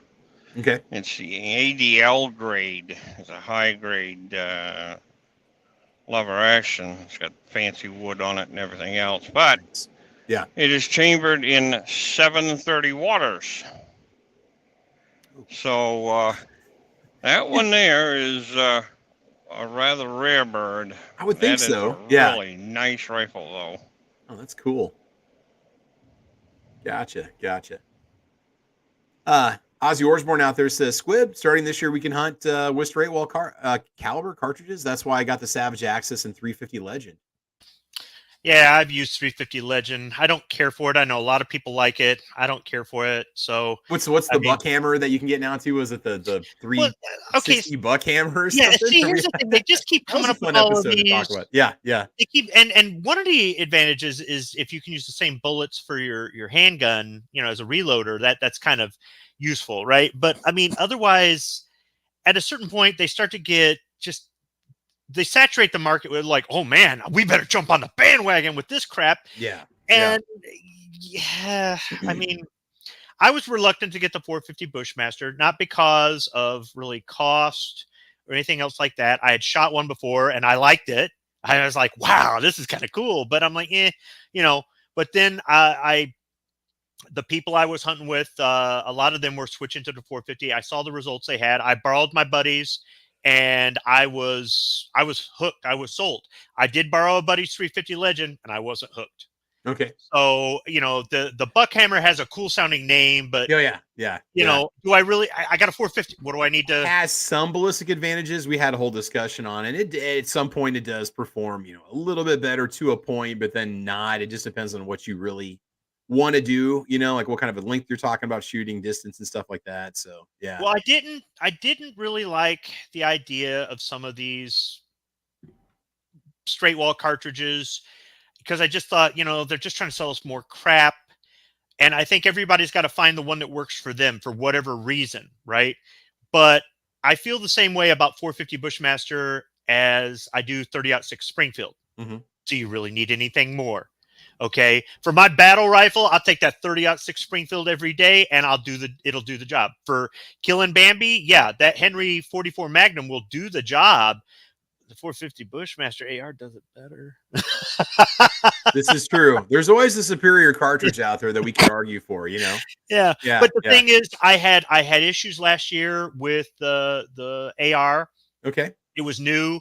I didn't put a lot of time into it. I was rushing like every year. I mean, I'm behind this year on setting up for deer season, and I'm my own worst enemy on that. So the 450 failed on me. So I grabbed Old Reliable, and she put venison in the freezer. So sometimes having a newfangled latest cartridge, latest platform, polymer, wonder, carbon fiber, ceramic barrel, whatever, that's great. Yeah. But at the end of the day, sometimes one of these days, I'd like to use one of my black powder revolvers to take a deer. Oh, I really would. Dude, that'd be sweet, man. Oh, yeah. I remember watching the Garand Thumb video on that. Black powder. I think it was black powder revolvers, maybe to see like how lethal are they. And when they would shoot the little dummies with them, they would just destroy the dummies. Like that have the fake internal organs in them and blood and stuff like that. It's like, oh god, that looks painful. It's like shoving a golf ball through somebody at high speed. It was like, ooh, that looks unpleasant. See, I think it would probably do the job. I mean, it did the job for our ancestors. So yeah. All right. Let's see here. Yeah, and again, for me, I'm going to go with my Marlin 336. I love my Henry that I have with the color case hardened finish and the octagonal barrel, but she's a heavy beast and she doesn't get out that often. And it's a nice looking gun. It's more of a safe queen than anything. I like it. It's cool, but I still think the 336 has a little bit better action on it. And if you guys check my channel, I got a 336. Let's see, Marlin production versus Remlin production 336 video that I did where Defense downloaded me his. We kind of talked about both the rifles, some of the differences between them, between the 336 CS and 336W.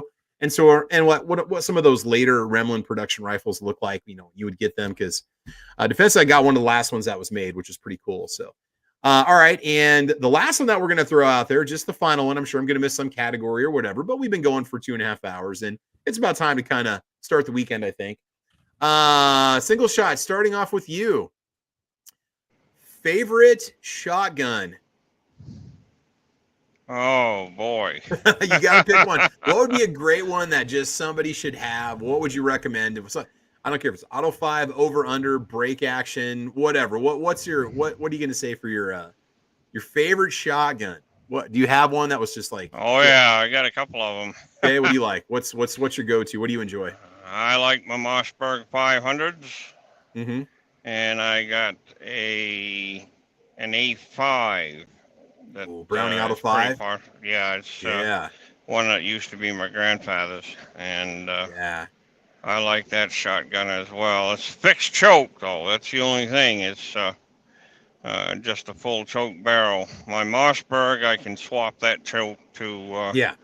one of several, including a rifle slug choke and a turkey extra full 28-inch barrel.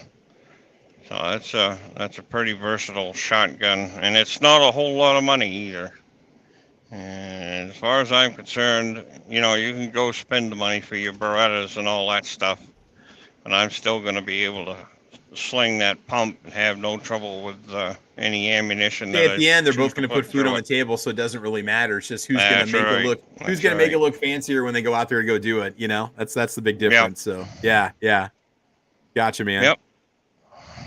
So that's it for those. Yeah. All right, gotcha. Okay, Night Strike. What about you? Favorite shotgun, man? You got to pick one. You're kind of a shotgun guy. I think I already mentioned it earlier. Oh yeah, it's gonna be your Lynx. My Lynx 12. Okay. Masaiga AK variant. Which, if you look around, there's some Turkish variants of those Lynx that you can also buy now too. You can still get that one, but it's getting a little bit harder to find. Lynx 12. It's just the price on them have gone up. I'm glad I got mine at the price I did. Yeah, but, you know, just be aware the Lynx 12 itself is a Chinese shotgun. So my GTS is Chinese made also, but it's a beast, man. I think it's just huge. It was either the Lynx 12 or the JTS, and the only thing I didn't like about the JTS is I don't think an AK style shotgun should have a magwell. Yeah. And the thing about the JTS is it's kind of sort of compatible with some parts from both platforms, both the Vepr and also the are the two competing, the two different Russian platforms that we've talked about for. And the Vepr style is more the style that has the magwell, and the Saiga is the one that doesn't. Yeah, this one kind of takes parts from both, but they're very specialized, like proprietary mags. No, they're not proprietary mags, but there are some parts. If you want to replace them, you have to go to the JTS website to change them or replace them. You can't use the Sega or the Vepr parts for it. So I wanted a shotgun that could just use normal Saiga mags, and that's why I went with the Lynx. Something for people to consider. Plus, having the 5 or 10 round mags are nice. I've got a couple 10 round mags. They're giant monsters. They're like the size of a tennis shoe, but they're still pretty cool. If you compare it like an AR mag, they're like double the size. Of course, you're running 10, 12 gauge shells out of it. So what do you expect? But yeah, definitely a fun gun to run. Yeah. Very cool. Okay. Firefighter 09100, favorite shotgun. What are you going to say, man? What should people have in their collection? Anything based on the Ithaca 37 action. Because, bottom feed, bottom load, bottom eject. Dude, the Brownings that do that also are sweet. Oh my gosh. Can't remember the BPS shotguns with the bottom ejection. Yes. I shot a 10 gauge. I never did post the video for it because of a possible range safety violation that I don't want to talk about, but it wasn't anybody's fault. It was a lack of eyewear on the relative that was with me at the range, and it was my fault because we just started shooting and I didn't say anything. So after we filmed, and I was like, "Oh God, we did that without safety glasses." Are you sure that wasn't when you broke Defense Stats gun? No, it's not that. No, I was with a family member, and we were shooting the 10 gauge, and the video is posted over on UGEtube, I think, in Gunstreamer, but I didn't want to put it up on Facebook or put it up on YouTube itself. So it's out there somewhere. So yeah. We had a blast with it. We had a pump action 10 gauge and a break action 10 gauge. So it was pretty cool. But yeah, no, I hear you, man. The bottom eject is just awesome. It just looks so cool from the sides, slab sided with, definitely up there. Okay. Any other ones, Firefighter? My other one would probably be any Mossberg 500 or 590 shotgun. Okay. To answer Davey Jones's question, no Beretta A300 Ultimate Patrol. Davey, I haven't gotten to me yet. I'm going at the end on all these. I go last to see if anybody else mentions what I mentioned. So you guys are throwing a lot of good suggestions out there. All right. And Squibload, favorite shotgun. Well, let's see. Shotguns really aren't my thing. Do you even have one? I guess I've never even asked you that question before. I've known you for all these years and never actually asked you. I got a couple. Okay. It's just not my thing. There's nothing wrong with shotguns. They're very utilitarian, but I don't use them very often. I've always wanted a Mossberg Mariner. Never gotten one of those with the Ghost Ring sight. Oh heck yeah, dude! Those are sweet. Yeah. That would be something. And I did want a Sega back when they were plentiful. They were all over the gun show dirt cheap, right? And then they kind of went away and they got expensive. And I said, yeah, no. It was kind of cool. An AK Action 12 gauge. That's kind of cool because I was thinking reliability, right? But yeah, they're just nah. And they've got these imported bullpup style ones now. Oh yeah. Oh god. There's like Panzer Yeah. Arms and stuff. There's so many companies that make them, and there's even Tokarev. They're even slapping that brand on a Turkish-made shotgun. Yeah. So yeah. The problem with those, that would be like, wow, I could, check off a couple boxes. I got a shotgun. I got a bullpup.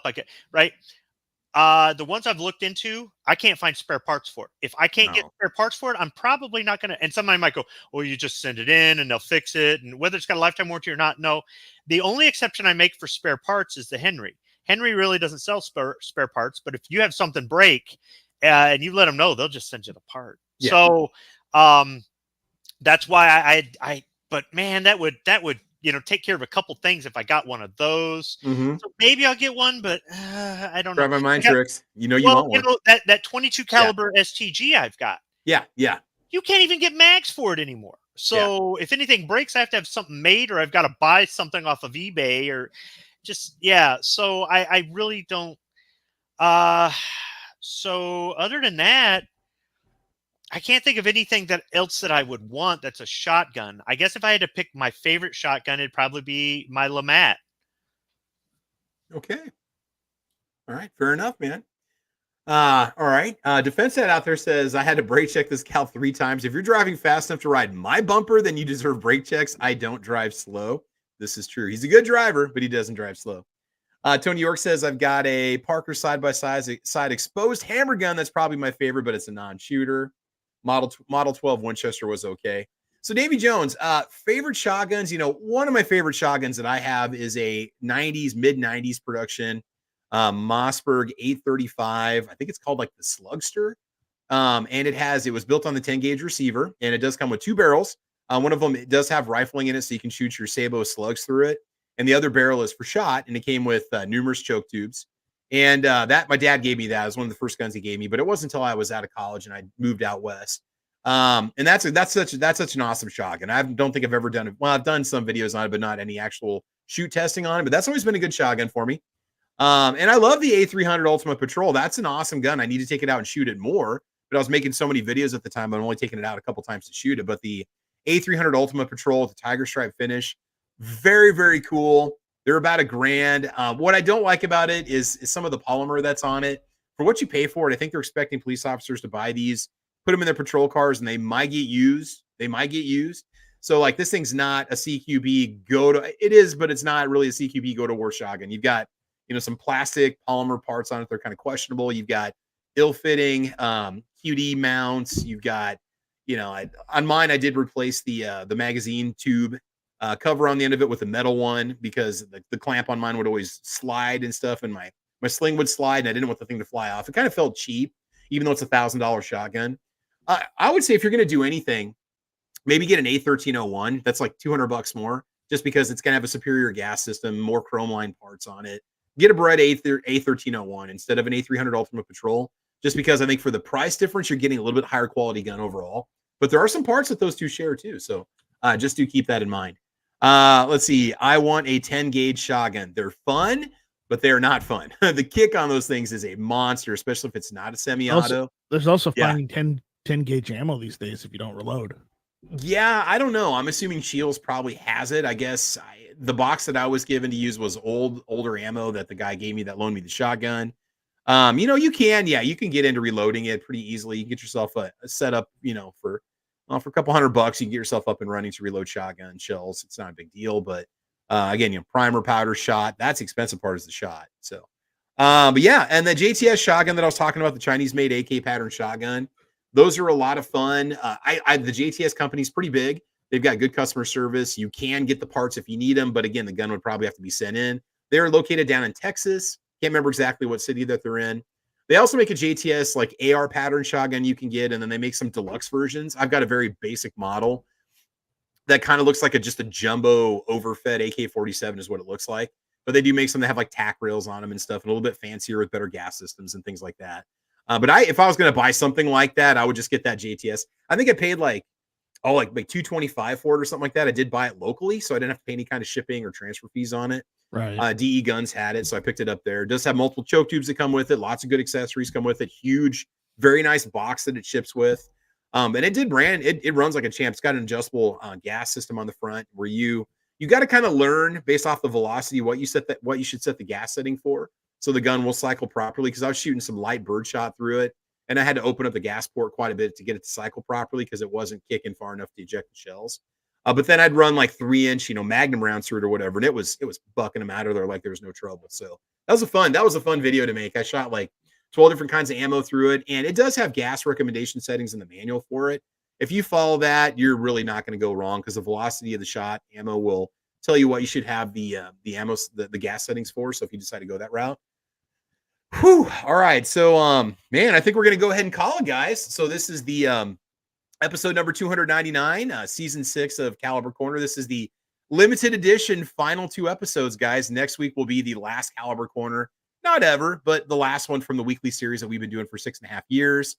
P11 just wants to get out to the range and do some shooting and kind of get out in nature in general. So that is the plan. But guys, I want you to make sure you like and subscribe. If you're new, welcome to the channel. And let's give a little shout out. Well, no, let's do a little round robin here. Give us your final plug, and then we'll do the shout outs on the YouTube side, and we'll go from there. So, Mind Trix, it's been a while since you've been here, why don't you go ahead and give us your final plug? My final plug is this. Yes. Plug your ears. Shut up, be infringed. There you go. That is the mic drop comment of the day. So, all right. And Single Shot, what about you? What do you want to say? Well, I wish everybody a fine weekend. Hope everybody stays safe. Take a youngster out there and get them shooting. Oh, yeah. Get them hunting. Teach them right. Yeah. But we're on the way down to my sister's wedding now. Yeah. So. Hey, I'll talk to you again. I got your phone number. We chat on the phone and stuff, but you have a good retirement, right? You enjoy your retirement. And I don't want to hear that you're going to get back into it once in a while, and then you're running to Muncie, Indiana every weekend. Every time you got to, I decided to go back. They needed me to run a load to Muncie, so I'm going to Muncie again. It's like, dude, why are you going to Muncie again? I'm trying to take people off to live in Indiana. Or Gary, Indiana. Muncie. Gary?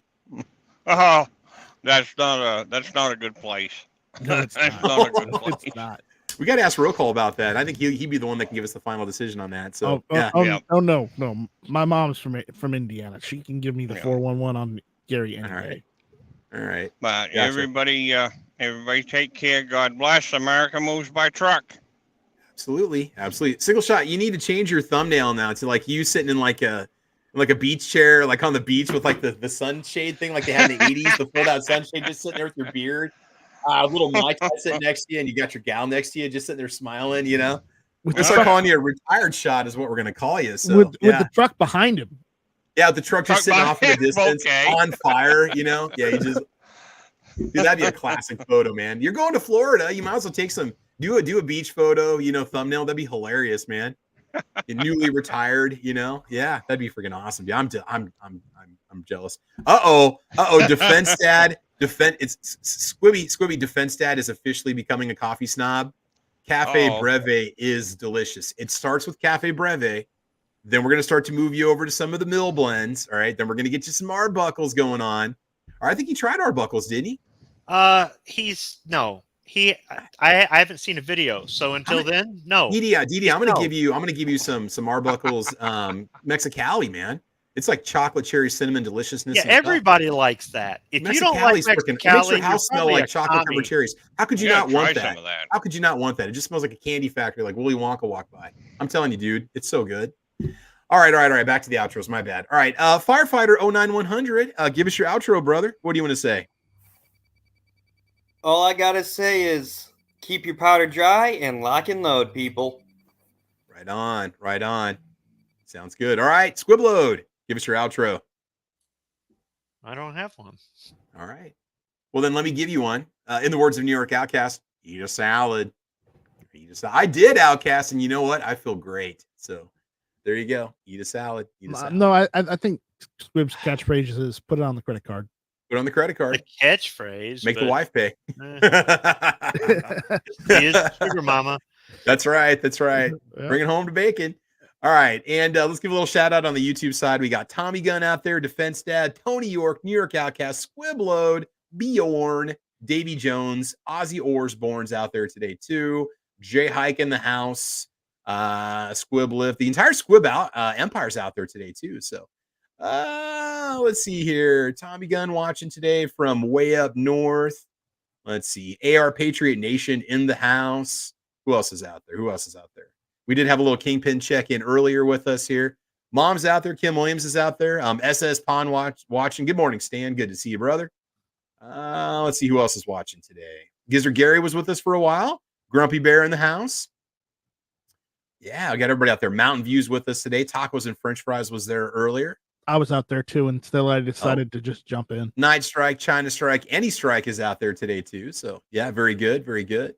Let's see, is that about it? Oh, there you are, Night Strike. Tactical Fud's with us today too. We're scrolling up the ladder here. JH586 in his house.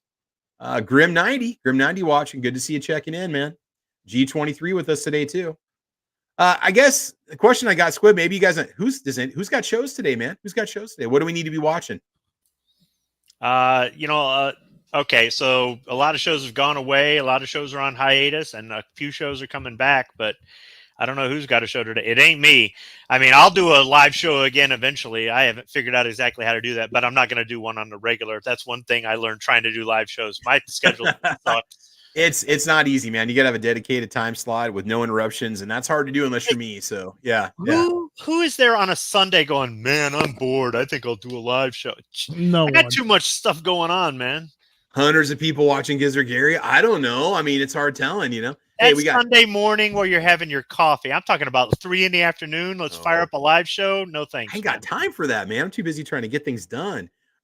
G-Web's out there, man. Make sure you guys check out a little G-Web's action. Go over there and check out Gear Websites, Gun Websites, and Never Enough Ammo. Matt's always got shows on. Yankee Marshall. I mean, there's a lot of good channels out there you guys need to check. So, all right, guys. So this has been season 6, episode number 299, limited edition episodes. Maybe we'll have some doorbusters for the first 50 people that come to next week's episode, where it's just going to be the end of the road episode. That's it. No specific topics, but anything you guys want to bring about, feel free to do so. We might just talk about the show and where things are going, and that'll be it. It'll probably be a lot shorter than today's episode. Today was just a lot of fun. So, all right, guys, that's it. I want to thank everybody for watching. I want y'all to have fun. I want you to be safe. Get out there, do some shooting, have fun hunting this weekend. And as you know, we will talk to you soon. All right, take care, guys. Bye, Alicia.